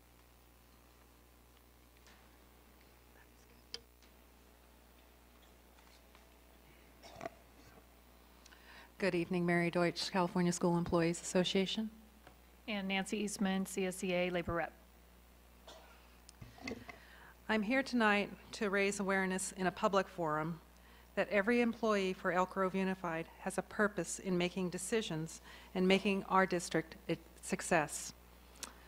I would like to politely paraphrase the interpretation of Mr. Hoffman's first 100 days that I really do appreciate went out to all employees, and his goals of the 3 R's: recognize, retain, and respect all of our colleagues in education. CSEA continues to grow. We're almost about 900 employees. We service preschool to adult education, bilingual education, and all levels of special education, servicing our low-income students, foster youth, at-risk children, deaf interpreters, visual impairment, for our blind students. We're in and out of every classroom, but this district seems to lack the 3 R's of our education for our classified employees. I like to diagram some of our concerns and give you a background. 2 of our trustees have educators in their families that I know of, and somewhere in those lives they have been impacted and had a capacity to get to know paraeducators in the workplace. One of our trustees has worked in multiple levels of education and has connections with paraeducators throughout his career. 4, maybe 5 trustees have children who do know the paraeducators and have helped them in some capacity in their school environment. One of our trustees actually has worked as a CSEA employee as a paraeducator for this district, leaving for other ambitions. So what are our concerns for CSEAs that most of these trustees have omitted in recognition time and time again in the agenda items, such as LCAP, budget, staffing ratios, get that out of my face, okay, salaries, benefits, to mention some of the CSEA positions and contributions. they have been forgotten. At our last school board meeting, trustees cited every bargaining unit by name or maybe even by position, which was mentioned, but not once did CSEA employees get recognized. This district must start recognizing, retaining, and respecting all of its employees. But this is not the only issue that we've had. We have a concern for our 900 members. Last week, CSEA had negotiations scheduled for 3 hours. We did this in advance, months in advance, and we were called the day before of our negotiations at 4:45 p.m. with the regrets, there's one of your R's, that district's team was unable to attend because, long story short, they had to bump us and leave us on the roadside because district's team of negotiators had to go and close an agreement that, and I quote, would benefit everyone. In this district, not every bargaining unit is the same. I found out this past Friday that another classified unit was also bumped during this time. Let's make this crystal clear. We are not attacking the other bargaining unit. They did go and they bargained fairly. It was the district's choice to bump us. So now we have a refusal, another R, that the meetings that we scheduled for negotiations had changed, but nothing in this world stays the same. It's not the first time that CSEA and our district have had a lack of commitment. I came before this board about 3.5 years ago to say that this district, we had a handshake, we had a signed agreement that reneged that agreement, another R, 45 minutes before we went to have our vote with our chapter. It was the Human Resources Associate Superintendent who pulled that tentative agreement, said that we don't honor all of our agreements, even though it was signed on their behalf. I've told this in open events that I have been personally bullied through negotiations, but I forgive and forget, but not so long. We have civil actions twice that was found upon me for coming in front of you to tell you what's happening truly in negotiations. You may go behind the closed doors and hear one side, but you need to hear both sides. So CSEA has to get rid of the district's approach to past bargaining of these 3 R's: regret, refusal, reneging, and bargain for recognition, retention, and respect. Not only are we supposed to be responsible for our words, but more importantly, we have to live by our actions. CSEA is no longer a bargaining unit that can accept somebody else's agreement because district has chosen to play sides. One size will not fill all. District trustees, you have a job to evaluate and maintain equitable relations of all business matters with all stakeholders. District employs the standards of Common Core, but trustees, we need your help not to forget common sense and common decency that bonds the values of all of its employees. Trustees, we're asking for your comments in open forum right now. We have another short negotiation meeting tomorrow. We need to know what to expect from our district, what you expect from your team that says that they represent you, the trustees' wishes. And we do have a thank you, too, because I want to make sure that they get recognized. Yeah, I'm the good cop. She's a good cop. Tonight. I do want to thank Evelyn, Margaret, and Kathy from HR, and Dave Nevis and Susan Sidarko, the district's negotiating team members that did meet with us. We got a lot accomplished. Even though they were not authorized to reach any signed agreements with us, we had a healthy conversation. We had a good time, and we do appreciate that very much. So what can we expect from our trustees? What should we be looking at?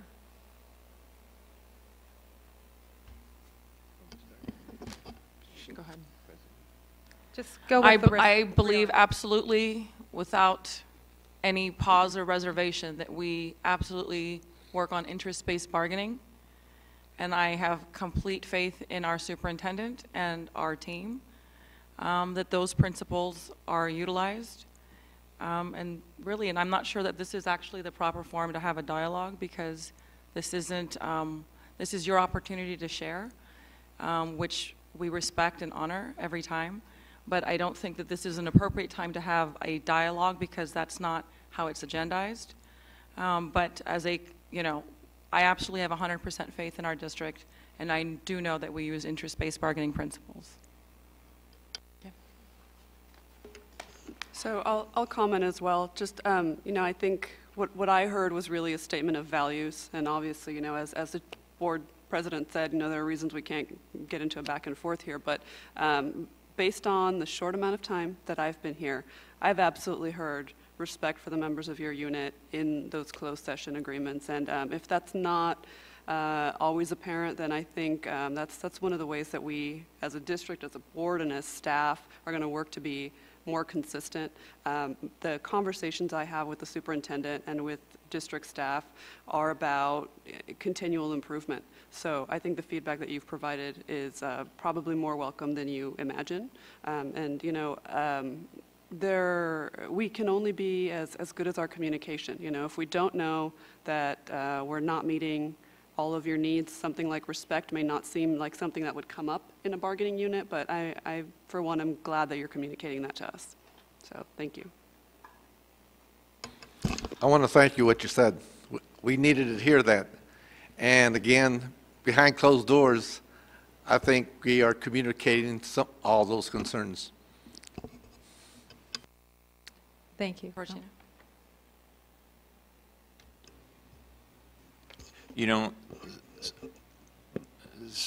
You representing CSEA have been before the board many times in the last couple of years. And I believe that you have always been forthright in your comments and in sharing the needs of your union and in clarifying the services provided by people. And I can say with complete comfort that the needs of all of our staff, and in this case CSEA, are always looked at very, very seriously. As Ms. Chavez was indicating, if we have a problem with communication, we can work on that to improve the communication, but never have I heard a comment of disrespect in open session or closed session. And I think that I don't have a problem saying what I believe or saying what I think I need to say, but I've never heard comments of disrespect. That doesn't mean that what one wants is always going to be provided. You made comments with respect to you're different. I agree, you're different. And this office has had a practice of pattern bargaining, and you know that. And I know all of the units look at that differently because I've spoken to them. So if we need to look at how we do things such that there aren't any negative connotations to those, we need to do that. But respect has never been an issue that's been on the table, and I really need to say that because that all of our employees are important. Thank you. I would just like to add a final comment. Again, I appreciate your feedback and your comments as well. And for me, it's really close because I worked formerly as a paraeducator, so I understand that and I respect the work that you do as well as all the other employees here within the district. And so I appreciate that feedback and it is valued. Thank you for the communication and your time. Thank you. Anybody else? Welcome. Of course. Maggie Ellis, President, Elk Grove Education Association. I'm sure you're well aware of our TA. We had our general meeting tonight and voting starts tomorrow and will close next Tuesday. Overwhelmingly, we've had incredible positive responses about the TA. I think this is the first time in a very long time that we've had an agreement that is so comprehensive, that covers many, many areas of interests that we have and vision for our district. It's a step in the right direction. We've talked about having a vision, and we can't get it all done in one TA, but we've made a good dent in where we want to go, and it sets the path moving forward. I am hopeful that as other locals south of us are struggling to get TAs, that they will look at ours and see the creative things that we have done together as team and collaboration. And once it came down to signing, we felt really good about this, and it reminds me of days of old.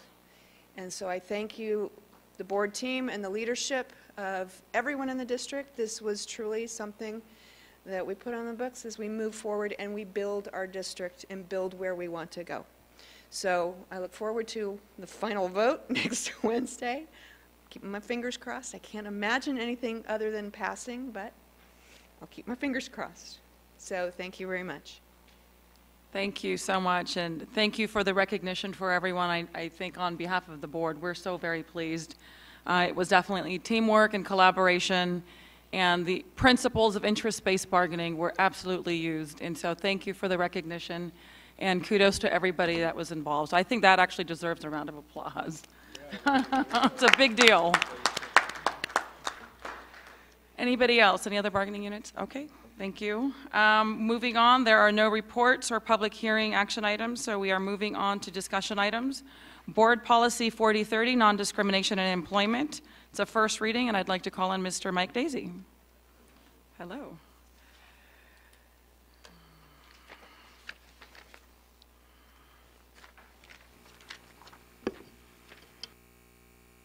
Madam President, members of the board, Mr. Hoffman, Ms. Hine, thank you for allowing me to present today.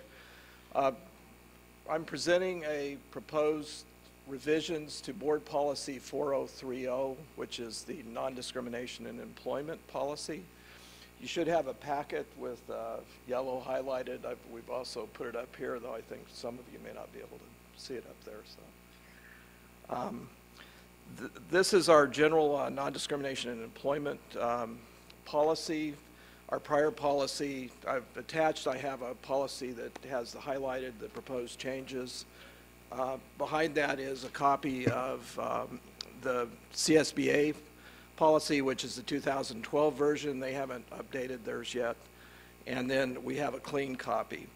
The reason I'm here primarily is that we went through an FPM review in the fall where they looked at a number of our policies, and they wanted a minor change on the board policy on the first paragraph where we have the protected categories for non-discrimination.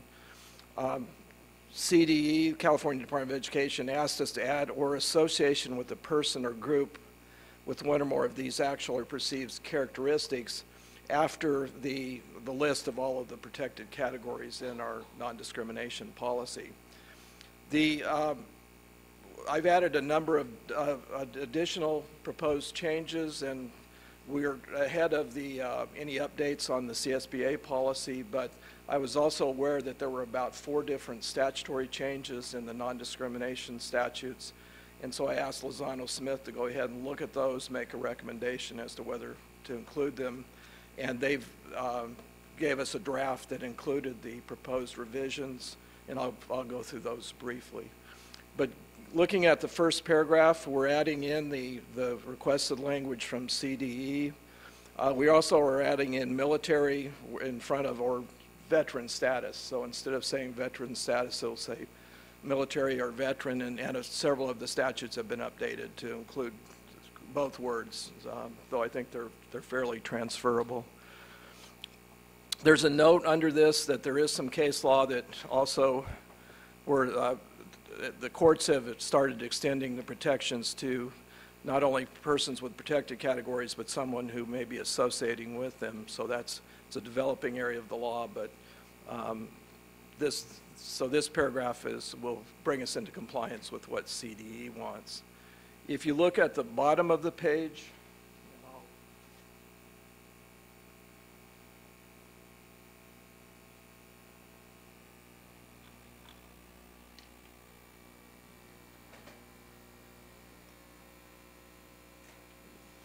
and the first part of the next page, We're also adding in language at the bottom of the page that states that the board prohibits discrimination and/or harassment based on a person's application for participation in apprenticeship training programs, other training programs leading to employment, unpaid internships, volunteer positions, and other limited duration programs to provide unpaid work experience. And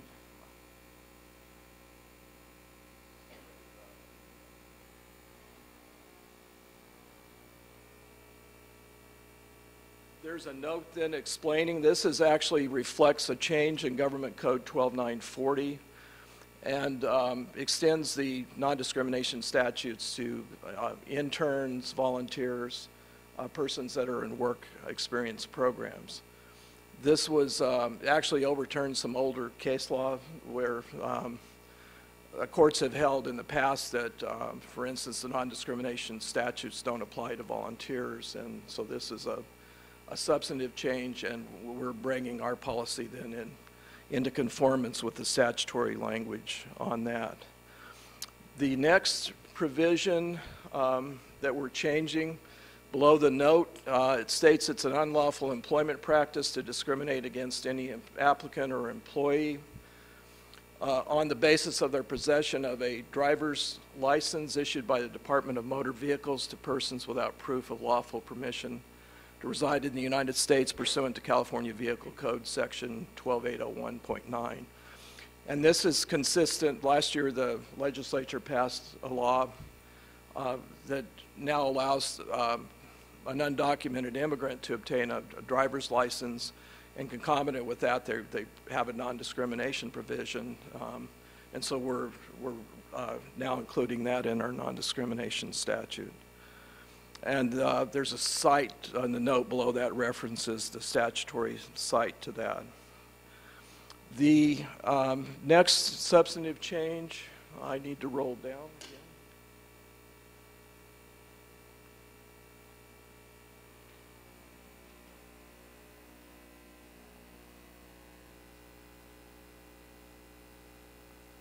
States that we've added a paragraph that states it's also an unlawful employment practice to discharge an employee or in any manner discriminate, retaliate, or take any adverse action against an employee based on the employee's lawful change of name, social security number, or federal employment authorization document. And this is consistent with a change in the labor code that was effective. All of these laws were effective January 1 of 2015. And then the last one states that the board prohibits actions that discourage or prevents applicants or employees from enrolling or in continuing enrollment in public benefits programs, nor may applicants or employees be discriminated against for enrollment or participation in such programs, and the district shall not disclose to any person or entity, unless otherwise permitted by state or federal law, that an employee receives or is applying for public benefits. And the following page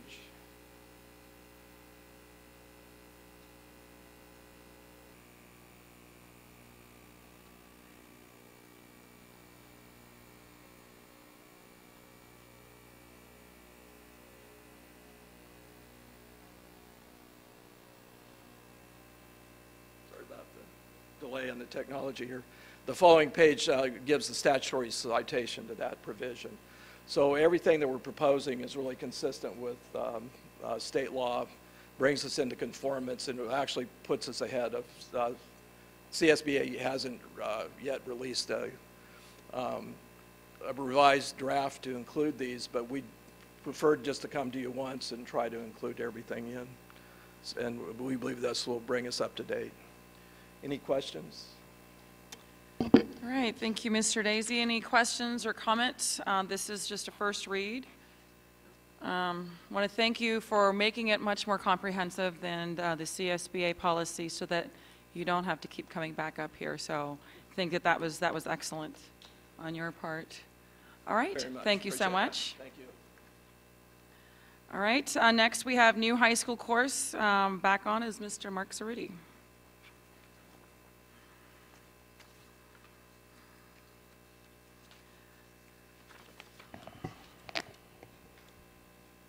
Thank you again, President Singh Allen, members of the board.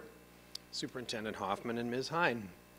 While we're getting the information up on the screen, I just want to spend a moment talking process and acknowledging some folks, and then I will turn it over to Anna and Diane. Thank you, Anna. What we also are doing is work, as long as it's all right with you, Madam President, we are combining two board agenda items into one. And what we'll be doing, so what we're really talking about is this is the first, it's information and any discussion or questions that the board may have regarding a move toward the adoption of a new course and the adoption of accompanying curriculum. And it leads us into a new direction in mathematics, consistent with the Common Core and an integrated approach to mathematics. So just in terms of process, this process, Anna, you've been here for pushing 1.5 years now, because it began prior to Anna being here, and we were having conversations. Some of the conversations began two plus years ago, and this was a significant consideration when the standards came out and the ideas of traditional versus integrated. And I will say again, as a former math teacher, back in the late 80s, we were engaging in conversations regarding integrated mathematics. And I would also contend that to a large degree, teachers probably are integrating many of the concepts. But this is certainly a specific direction in that integration. But the decision involved many, many stakeholders right from the outset. And I do have to really acknowledge the work that Anna has done as the director of the Department of Curriculum and Professional Learning. Diane, when she came in, Mark Freethy had done a tremendous job, but Diane came in and picked right up and moved it forward and has garnered the respect and appreciation of our math teachers across the district. She's phenomenal.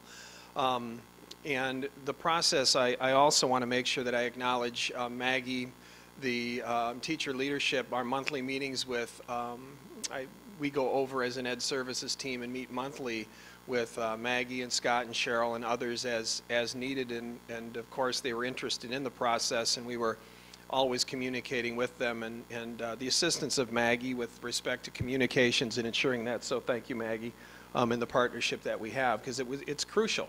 The work of our teacher leaders and that were part of our steering and math standards committees that have been part of it, our teachers who have piloted it. I'm not sure if it's in the PowerPoint, but I recall seeing the number over 3,000 in terms of kids, teachers, and staff members who've been part of this process.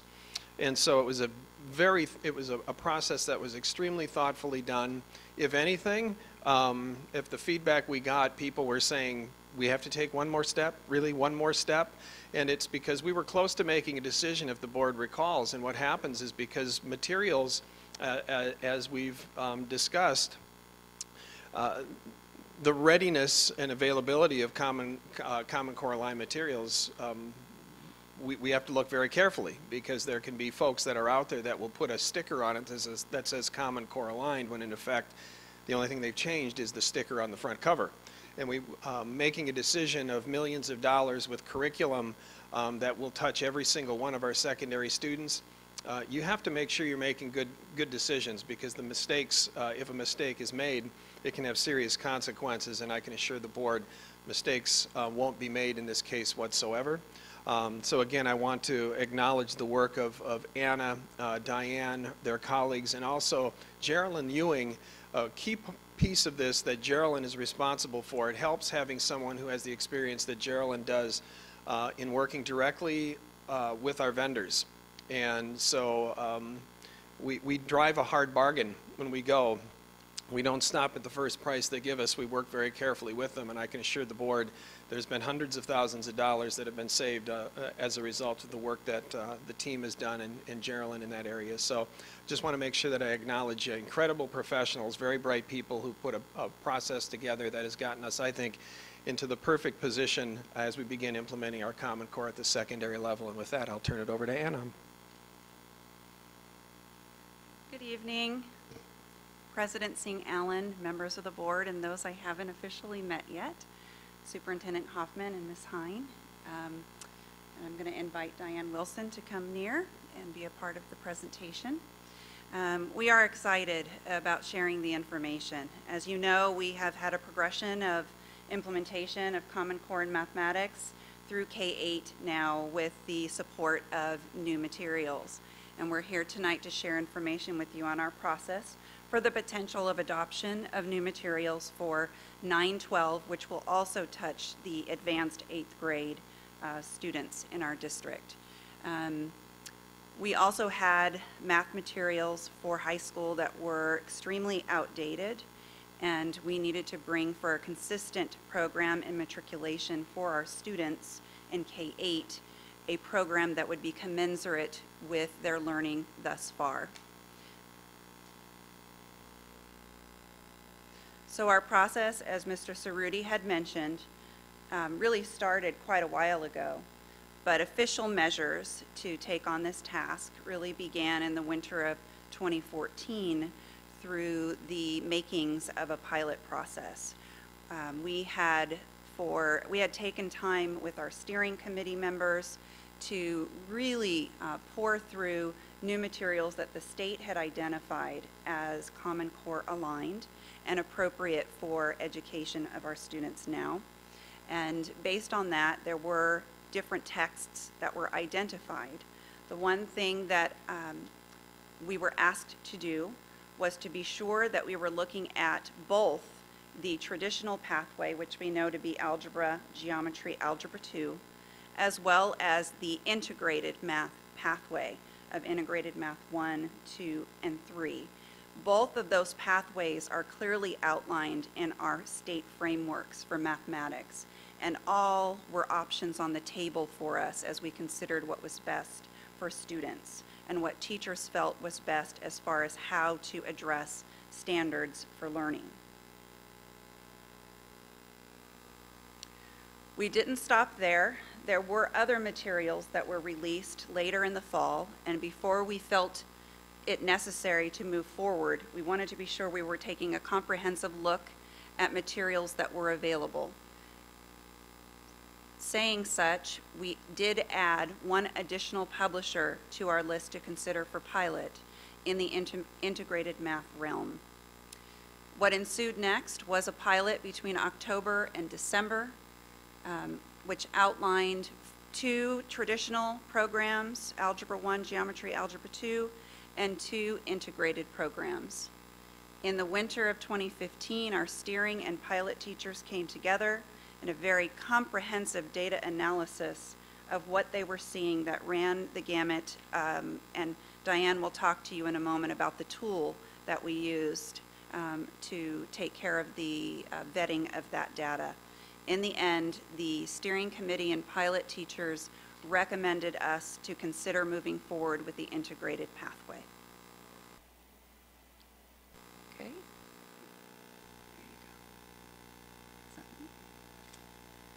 So this talks about who the information was shared with. You can see there's a wide variety. It includes classroom teachers, parents, administrators at both middle school and high school. The Elementary Math Steering Committee, which started meeting last month, has been brought up to speed about this because everything they do in elementary impacts secondary math. The math coaches were consulted, so we tried our best to get a huge variety of input on the process. The teachers who were invited to pilot were any math teacher who teaches 8th grade math or anything in high school that was one of the courses we would be piloting. They came together with the publisher for a half day of training that was provided by each publisher, and then additionally they had 2 full days of release time, and we spent half of each of those days learning about Common Core standards and the framework, so they had the knowledge with which to evaluate materials. And the other half of the day was the publisher there to answer any questions they had about how to use their programs and how best to implement them for students. Those were the teams that are mentioned there. we use two tools to evaluate the materials, because while the state does a very comprehensive evaluation of K-8 instructional materials, they don't do the same for high school math to nearly the same level, so it's incumbent upon us as a district to do that. And so we adapted one tool from Achieve the Core, and the one that was most valuable was from the CSESA. They put out a toolkit, it just came out last year, for a consensus adoption process rather than a voting adoption process, and that was what we ended up using. So there are the statistics on who piloted. A total of 49 teachers. There were another 16 steering committee members involved in the decision, and about 3,000 students who were in a classroom that was using pilot materials. Is this you? Oh, okay. So students who now are in 8th grade math in the accelerated course will start integrated math 1 in 8th grade. And so their high school math years will start with integrated math 2. So those students are the ones who are in accelerated math 7 in 7th grade, then they would take math 1 in 8th grade and move on to math 2 in 9th grade.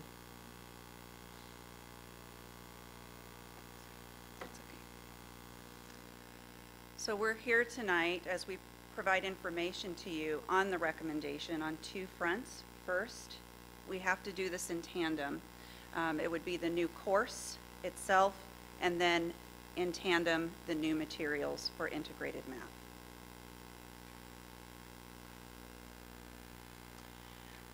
I believe I've shared this data with you before, but it didn't play into the decision at all, and yet it sort of affirmed the decision afterwards. Everything in green up there, plus one of those pink districts, those are all school districts who have made the choice to choose the integrated pathway, the same as our steering committee. Yellow is Natomas, and they've not yet made a decision. And then 2 of the pink districts, plus one that I didn't get a chance to add on, which is Lodi, have made the decision to stay with the traditional pathway. Because one of the things teachers are always concerned about is when students transfer from one district to another, what are they going to encounter? So you can see that includes Sacramento County, Placer County. It's a very large area of Sacramento that is almost all integrated math. And these are state figures. They do not represent every school or every district in California. They represent the ones who have reported to their county office of education that they've made a choice. And of the districts and schools that have reported to their county office, 2/3 of those have chosen integrated math statewide, and 1/3 has chosen to remain traditional with algebra, geometry, algebra 2. So this is our plan going forward. We have 5 cohorts of 3-day curriculum professional development planned for May, June, and August. And teachers can choose from the dates that best meet their needs. There are some during school days, there are some that are not during school days.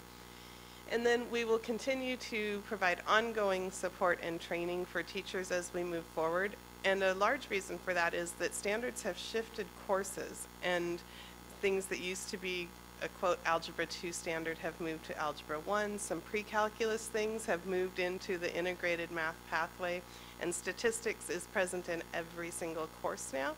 So we will need to do ongoing professional development for our teachers.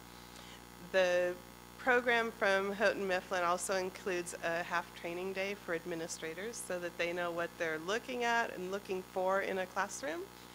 And then our office will provide communication to parents, because when course choices have been made for next year, it's with the old language and the former courses, and so we will communicate to all parents the changes that are being made. All right, thank you very much. And with that, we'll entertain any questions you have. Excellent. Thank you for that presentation. Colleagues, questions and comments? I'll start to my left. Ms. Chaires Espinosa. Well, first off, I wanted to congratulate you. I don't know if everyone is aware how controversial this process has been across the state. So really credit goes to all of you for the way that you've handled it. I was watching a presentation, sort of a best practices presentation from another district that shall go remain nameless. They were getting about 600 to 800 parents showing up at every iteration of their outreach hearings because of concern that parents had about the move to integrated math and about the textbook adoption. So the fact that you were able to get ahead of, myth busting and that sort of thing, I think is a credit to the way that you've handled the entire process. I wanted to ask a question actually about the last point that was made about how course selection was made based on the traditional pathway as opposed to the new one. So how are we handling placement? I mean, if you can give me an example maybe. So starting in our 8th grade year, right now what we have established in our course catalog is that in the 15-16 year, we will be offering the accelerated 8th grade math course. Right now we have our first cohort of 7th graders that are in the accelerated 7 math course, and so next year we will offer the next level of consecutive learning. The one thing that we needed to wait on as far as the content was the outcome of this decision and this recommendation. Because whether we had stayed the course with traditional or we had decided to move forward with integrated, that would determine the course content and curriculum of that accelerated math course. So that's where it really begins. And then going forward, if you are an accelerated 8 or integrated 1, or mathematics 1, as we will call it, then in 9th grade you would go into the second course, which would be integrated 2. This is not unlike what we've done in the past, where 8th graders taking Algebra 1 would have advanced to geometry starting their 9th grade year. The difference is in the way that the course is taught as far as the standards are concerned. The one fact that we hold true based on our conversations with teachers is that when we teach in silos mathematics, which of course most of us have experienced that learning, and I think we're doing okay, that doesn't mean that we can improve upon the way that we approach learning in mathematics. And the one thing that we know is that when we apply mathematics in our life, we do not do it in silos. We automatically integrate skills for the proper outcome. And that was part of the discussion with our teachers. Okay, so for example, if we had a student who did algebra in 8th grade, geometry, freshman year of high school, sophomore year, would they move on to integrated math 1? That's a great question. We had that slide. I don't know what happened to it. Okay. We have an advancement plan. So any students who are currently in Algebra 1 will stay the course with the traditional pathway. They will be grandfathered in to that pathway. What is nice is that while they're staying in the traditional pathway to round out their learning, the Common Core standards have been improved upon. So our teachers of even the traditional pathway have new learning as far as the standards are concerned. Excellent. It will be our first cohort of 8th graders in 2015 and our first cohort of 9th graders in 2015 who will be experiencing integrated 1. Okay. So we have about 3 to 4 years where we're actually offering both pathways until the last year, which is 17-18, I believe, is the first year that we begin a true integrated path for all. Okay, thank you. It's very helpful. Anyone else? Mr. Fortino. Thank you again. I think this is so exciting, and I know you have had a lot of enjoyment with it. Just two questions, and I know that you definitely share the same interest and concern. We're making a major change, or we're certainly putting it forward. And I know you recognize that staff development, training, and supervision are going to be key to the success of what we're about.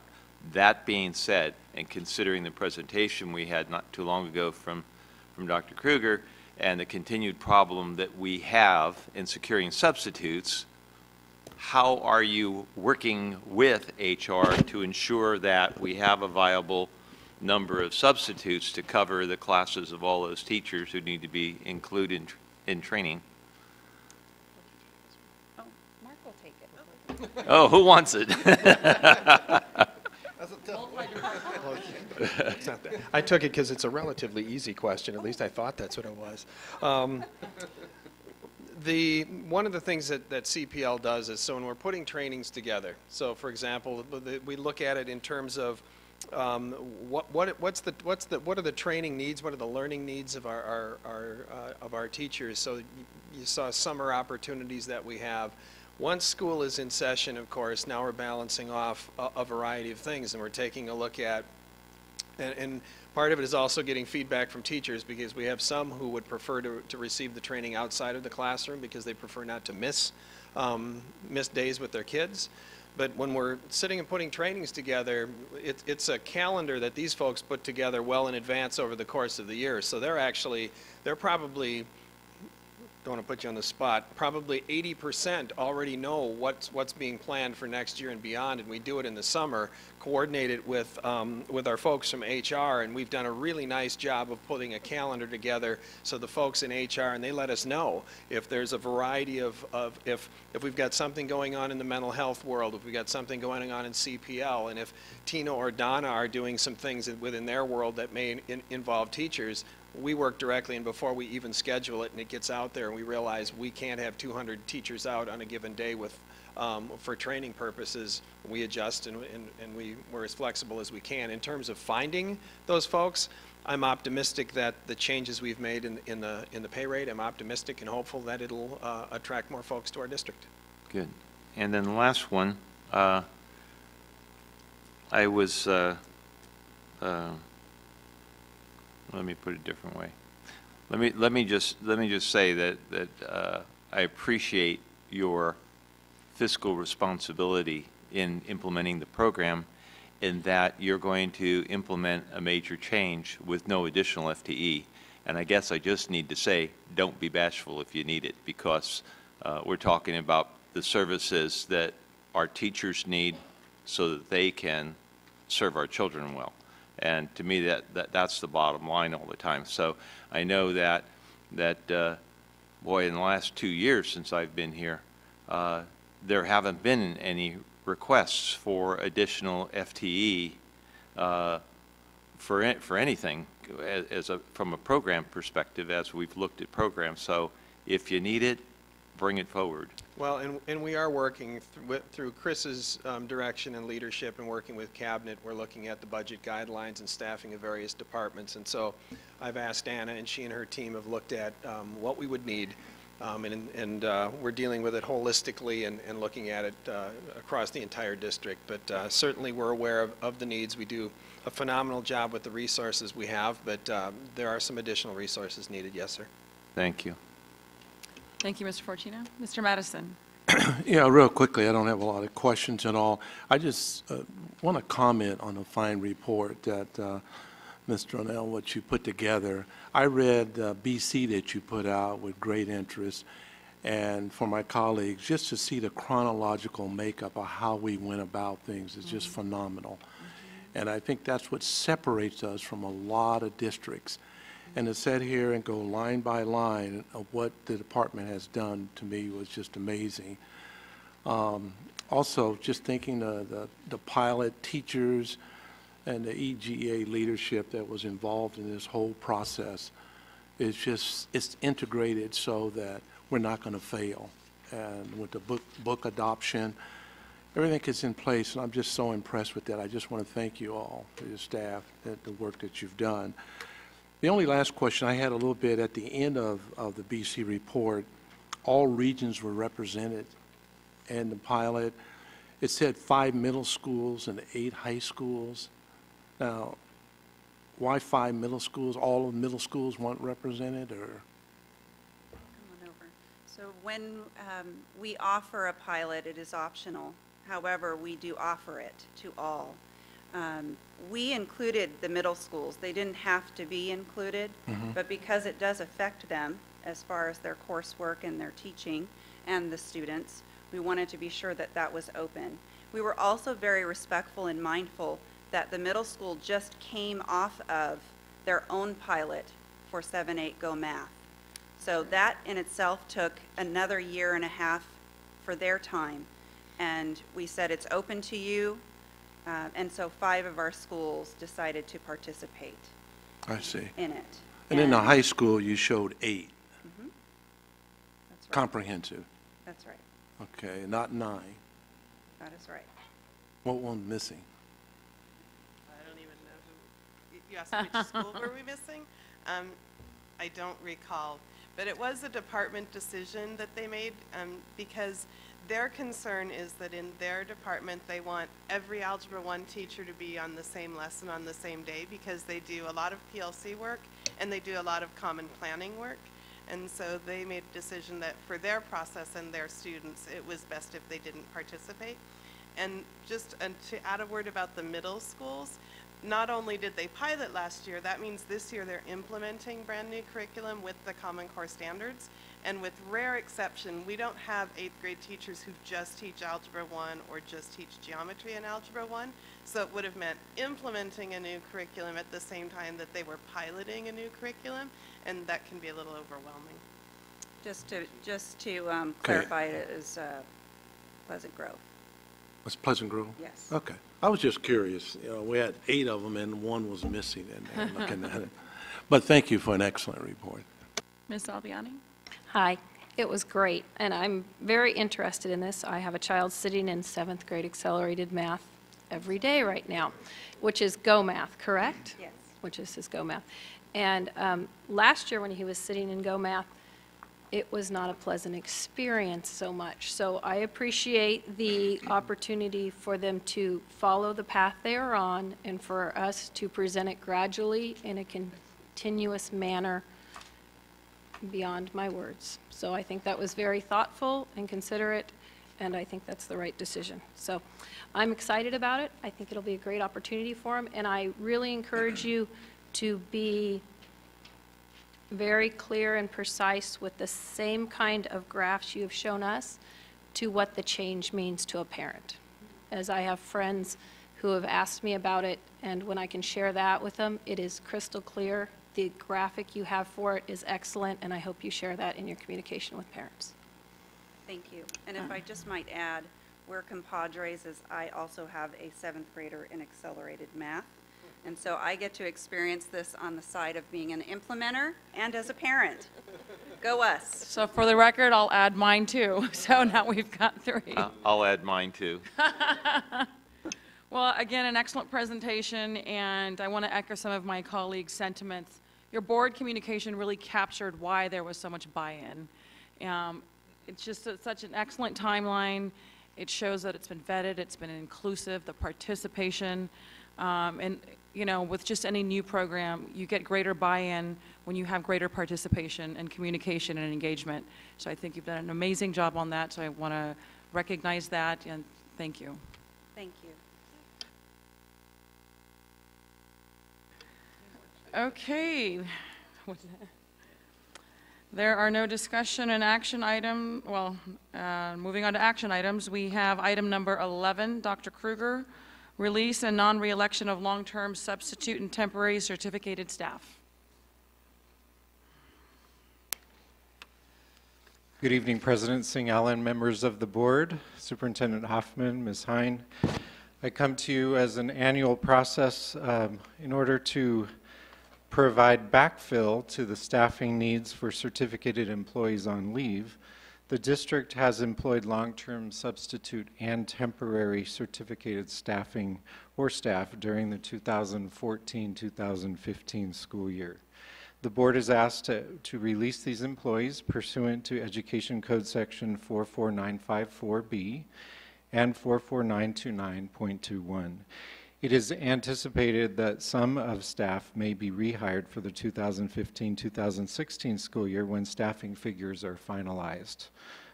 So I am asking for you to adopt resolution number 46, 2014-2015, authorizing the governing board to release and non-reelect long-term substitute and temporary certificated staff for this year.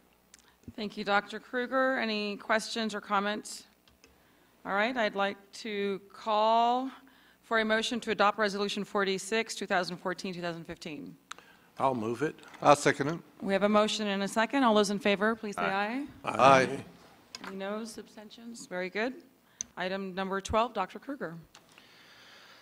Pursuant to Education Code 44951, the Board of Education is asked to adopt the resolution attached to release and reassign administrators in the district as itemized in Exhibit A, and that the superintendent or his designee be directed to send appropriate notices to all certificated administrators listed in Exhibit A of the governing board's decision to release them from their present assignments for the 2014-2015 school year, effective June 30th, 2015, and reassign them to another position for the 2015-2016 school year in accordance with Education Code Section 44951.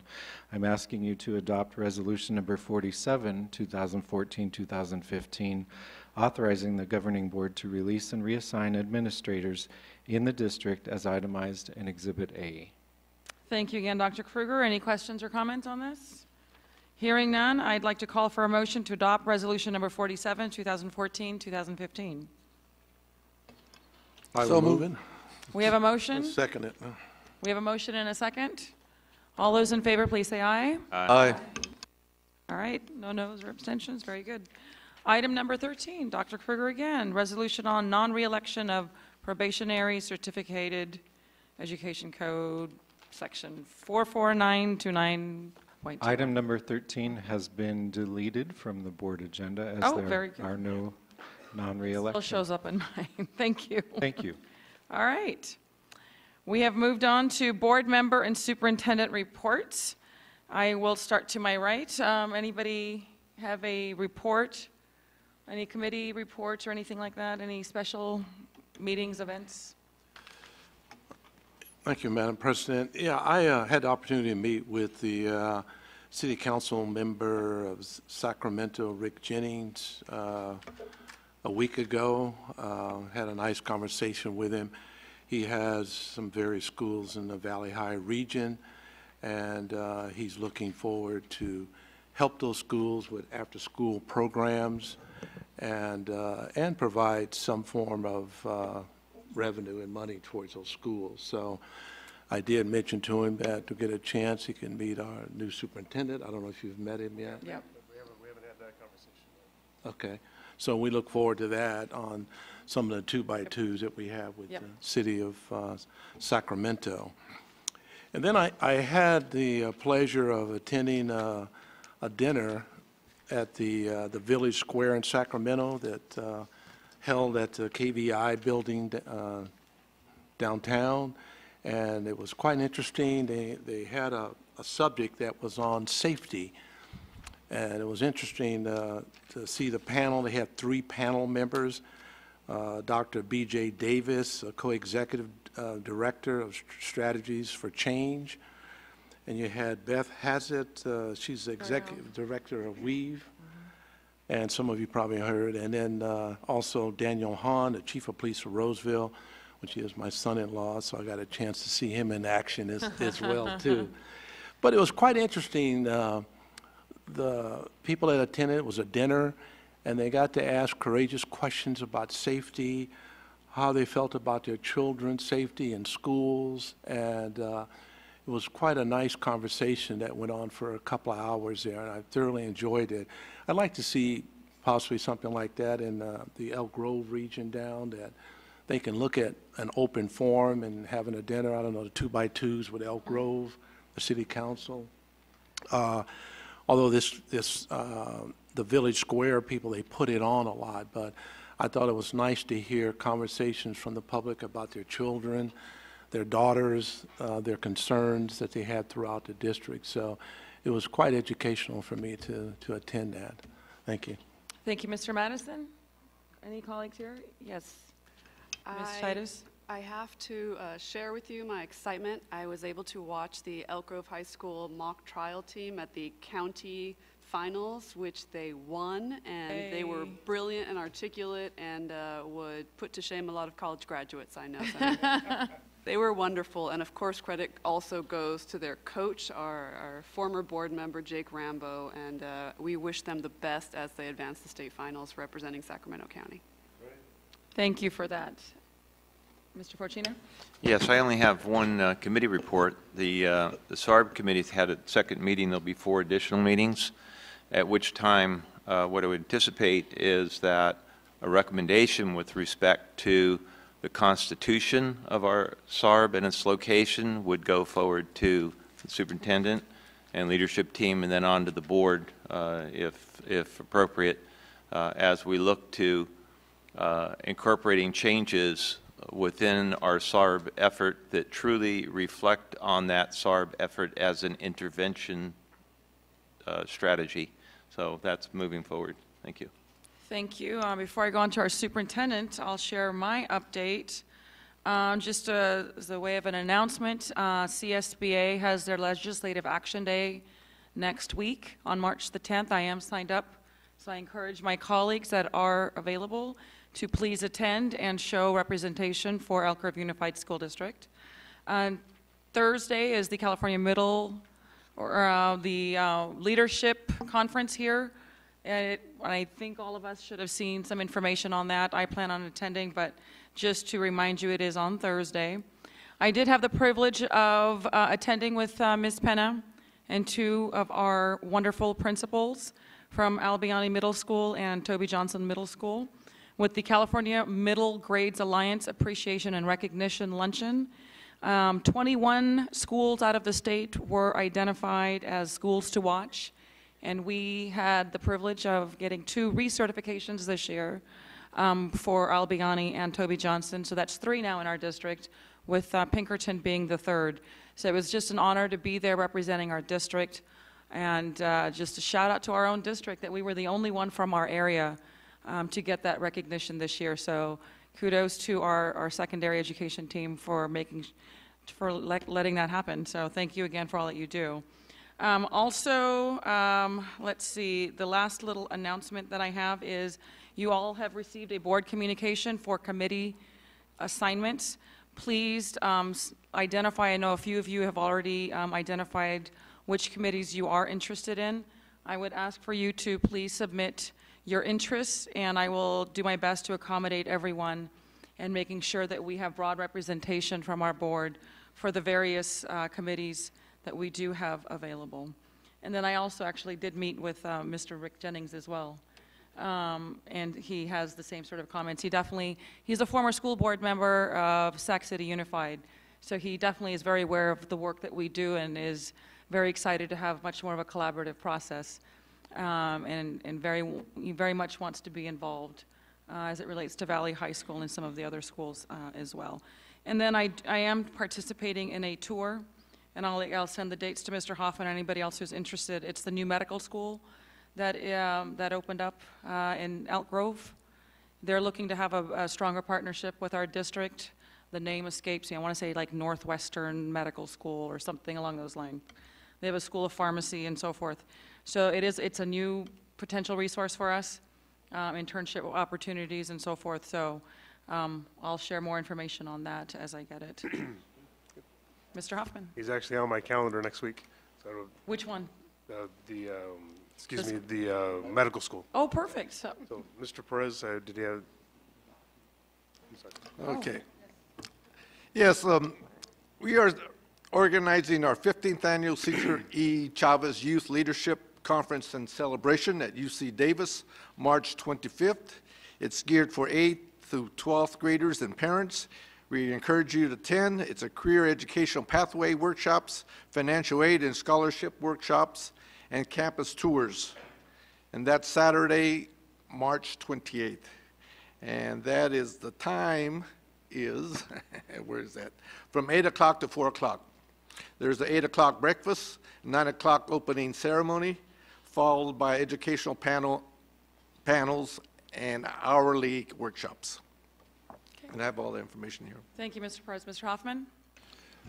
Well, as I was looking through my calendar and looking at these pieces and actually having a conversation with Zanthi, Communications Director, became apparent that I'd been here 100 days. And so time flies when you're having fun. And so it was a great opportunity to kind of reflect. And I took a few minutes to share my thoughts with the board and with the staff. And so I appreciate that. It has been a whirlwind. And people say, how are you doing? And I just tell them I'm doing phenomenal. It's a great place to work. And are there absolutely crazy days? There are absolutely crazy days. But the work is great. The people are a pleasure to work with, and I'm really looking forward to continuing the work. Very excited about the TA that we're able to get with EGA. Great first step with working with our other associations, and I'm looking forward to the work with them as well. So that's all I have. Thank you, Mr. Hoffman. On to the consent agenda. Mr. Forcina. Yes, I move approval of the consent agenda, which includes 1, 14, approval of minutes, number 15, change of board meeting date, number 16, personnel actions, number 17, certification of administrator's competence to evaluate, number 18, approval of purchase order history, number 19, acceptance of gifts, number 20, ratification of contracts, 21, ratification of non-public school, non-public agency contracts, number 22, investment policy, 23, project inspector for central kitchen boiler replacement, 24, out-of-state field trip approval, 25, consolidated application part 2, 26, approval of annual site local controllability plans, number 27, instructional materials adoption, number 28, board policy 6145.2, instruction athletic competition, and 28A, resolution to participate in lower emissions school bus program. All right, thank you, Mr. Forcina. I'd like to call for a motion to approve the... I'd like to pull some items, please. I'd like to pull item 25 and 26. All right, I'd like to call for a motion to approve the consent agenda item with the omission of item 25 and 26. Okay, I move approval with those 2 exceptions. Second it. All right, we have a motion and a second. All those in favor, please say aye. Aye. Madam Chair, just really quickly, if we could note for the record, I'm abstaining from that item only because I wasn't participating, I didn't participate in the last meeting, so I can't vote on the minutes. All right, very good. So we have an abstention on the minutes. Thank you, Ms. Chidas. All right, discussion and action items removed from the agenda. Mr. Perez, 25 and 26. Okay, 25, I have some questions regarding, says here that on page 16, we have a total allowed reservations of 5.168 million. And my question is, why is this amount approximately 1/3 of Title I fundings not allocated to schools? Okay, as I have done with every other, for consent agenda items, Mr. Perez, these are the types of items that I encourage you to ask staff beforehand. Yes, I tried to contact staff, and also there's 2 reasons. I was sick, and also staff were in meetings. So the other question I have, what is the prudent reserves for Title I-A funds? Who wants to tackle this? And why is the amount so high?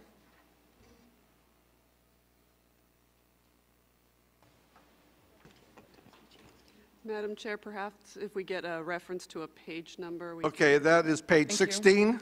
Page 16. Page 16, the totals.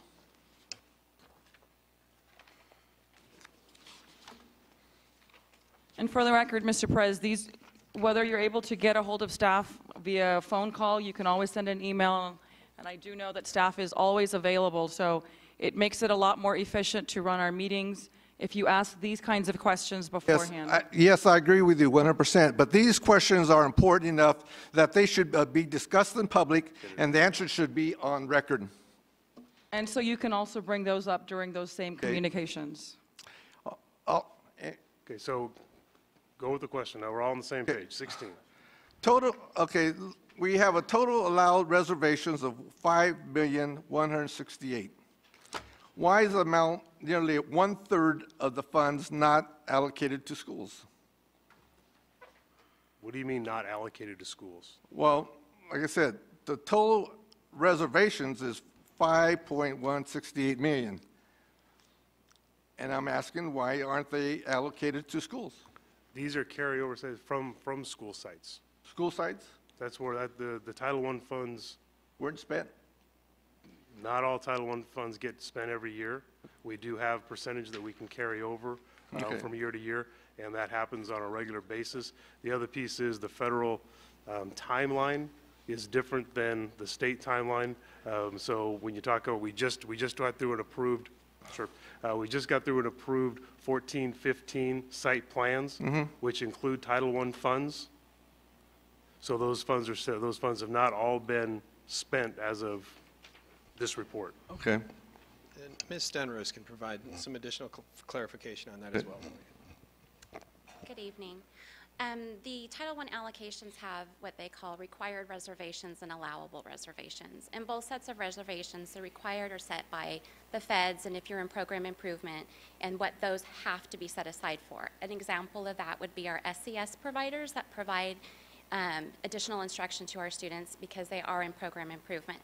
The allowable set-asides are those set-asides for preschool, for after-school programs, and those do go directly back to schools. So even though it may say on, I think you said page 16. Page 16. The total required reservations, those would be our SES programs, our choice transportation.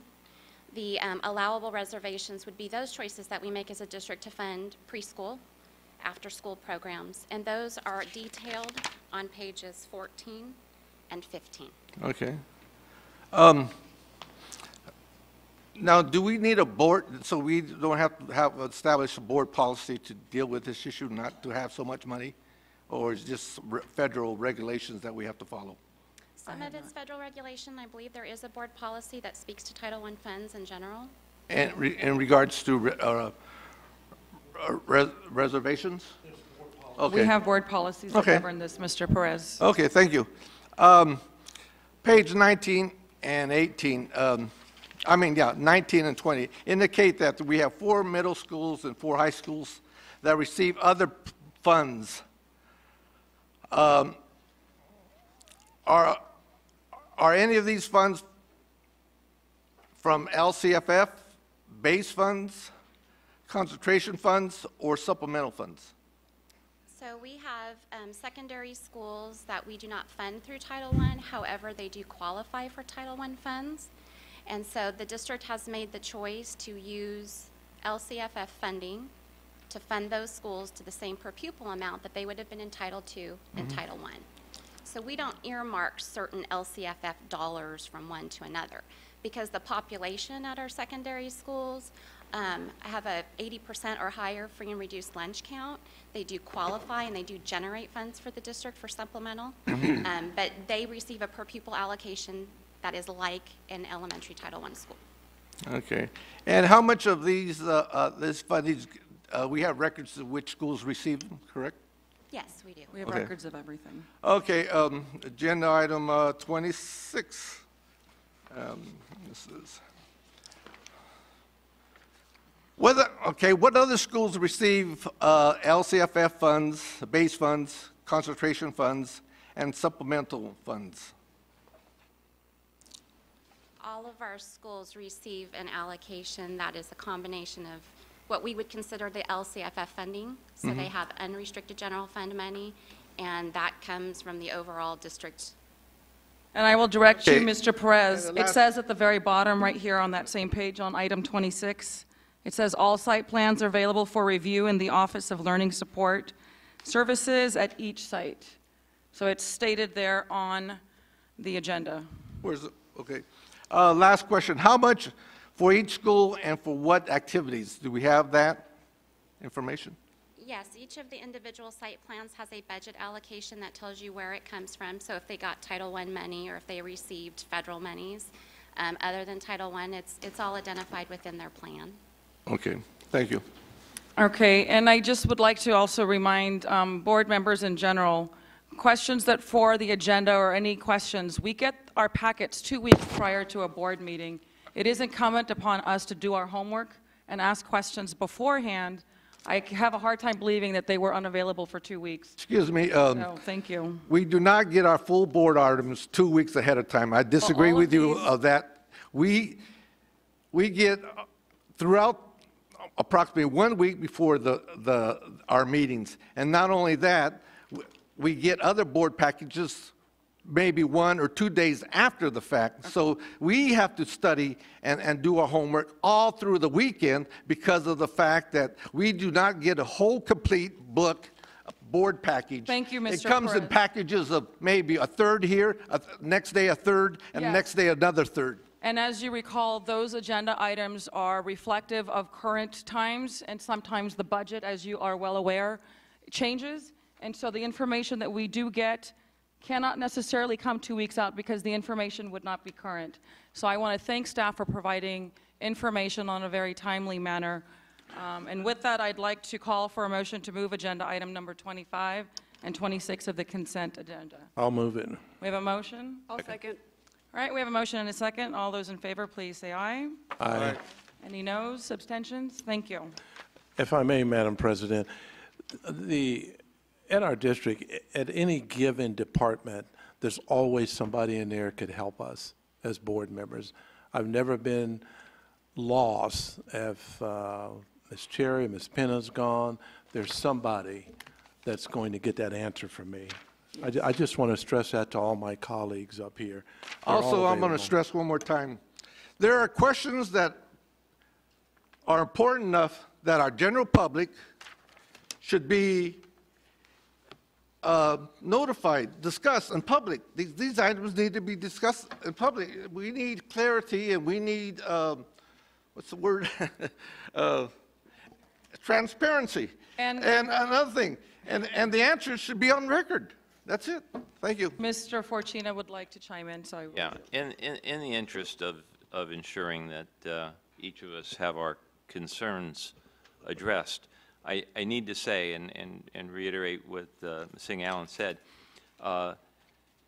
It is important to ask our questions and have our discussions in public for the purpose not only of transparency, but because it's appropriate. But it is also appropriate to provide those questions prior to the meeting so that staff has an understanding of what we're going to ask, why we're going to ask it, and they can develop whatever support materials need to be developed. So I would just say, ask all the questions you want to ask because you're a member of the board and the public has a right to hear your questions and they have a right to hear the responses.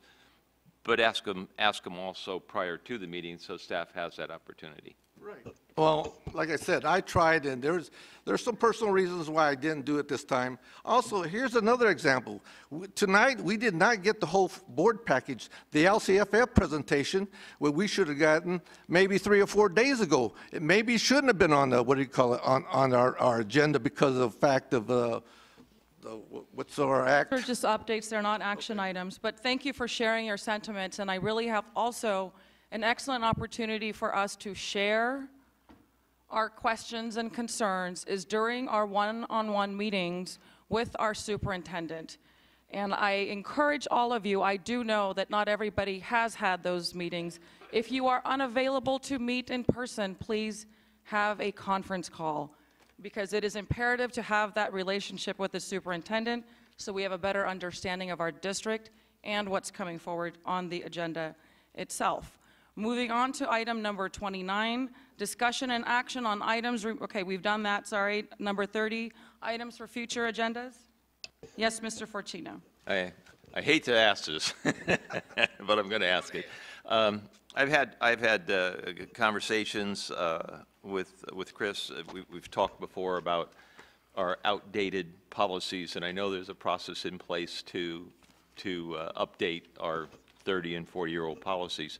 That being said, a couple of meetings ago when we were talking about the adoption and we're talking about the process for instruction materials, what was stated at that meeting was that our policy says the teachers shall be included in the development, but that it's optional if they're included in pilot. And I asked the question, well, should we not change the language so that the policy is consistent not only with our practice, but with what is right.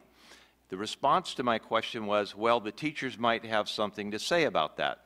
So I asked the teachers, what do you think? Are there any issues that I'm not seeing? And the teachers indicated two things. One, they didn't see any problem with language that said they shall be included in the pilot of materials, and there should not be a problem because, after all, this district's always included them.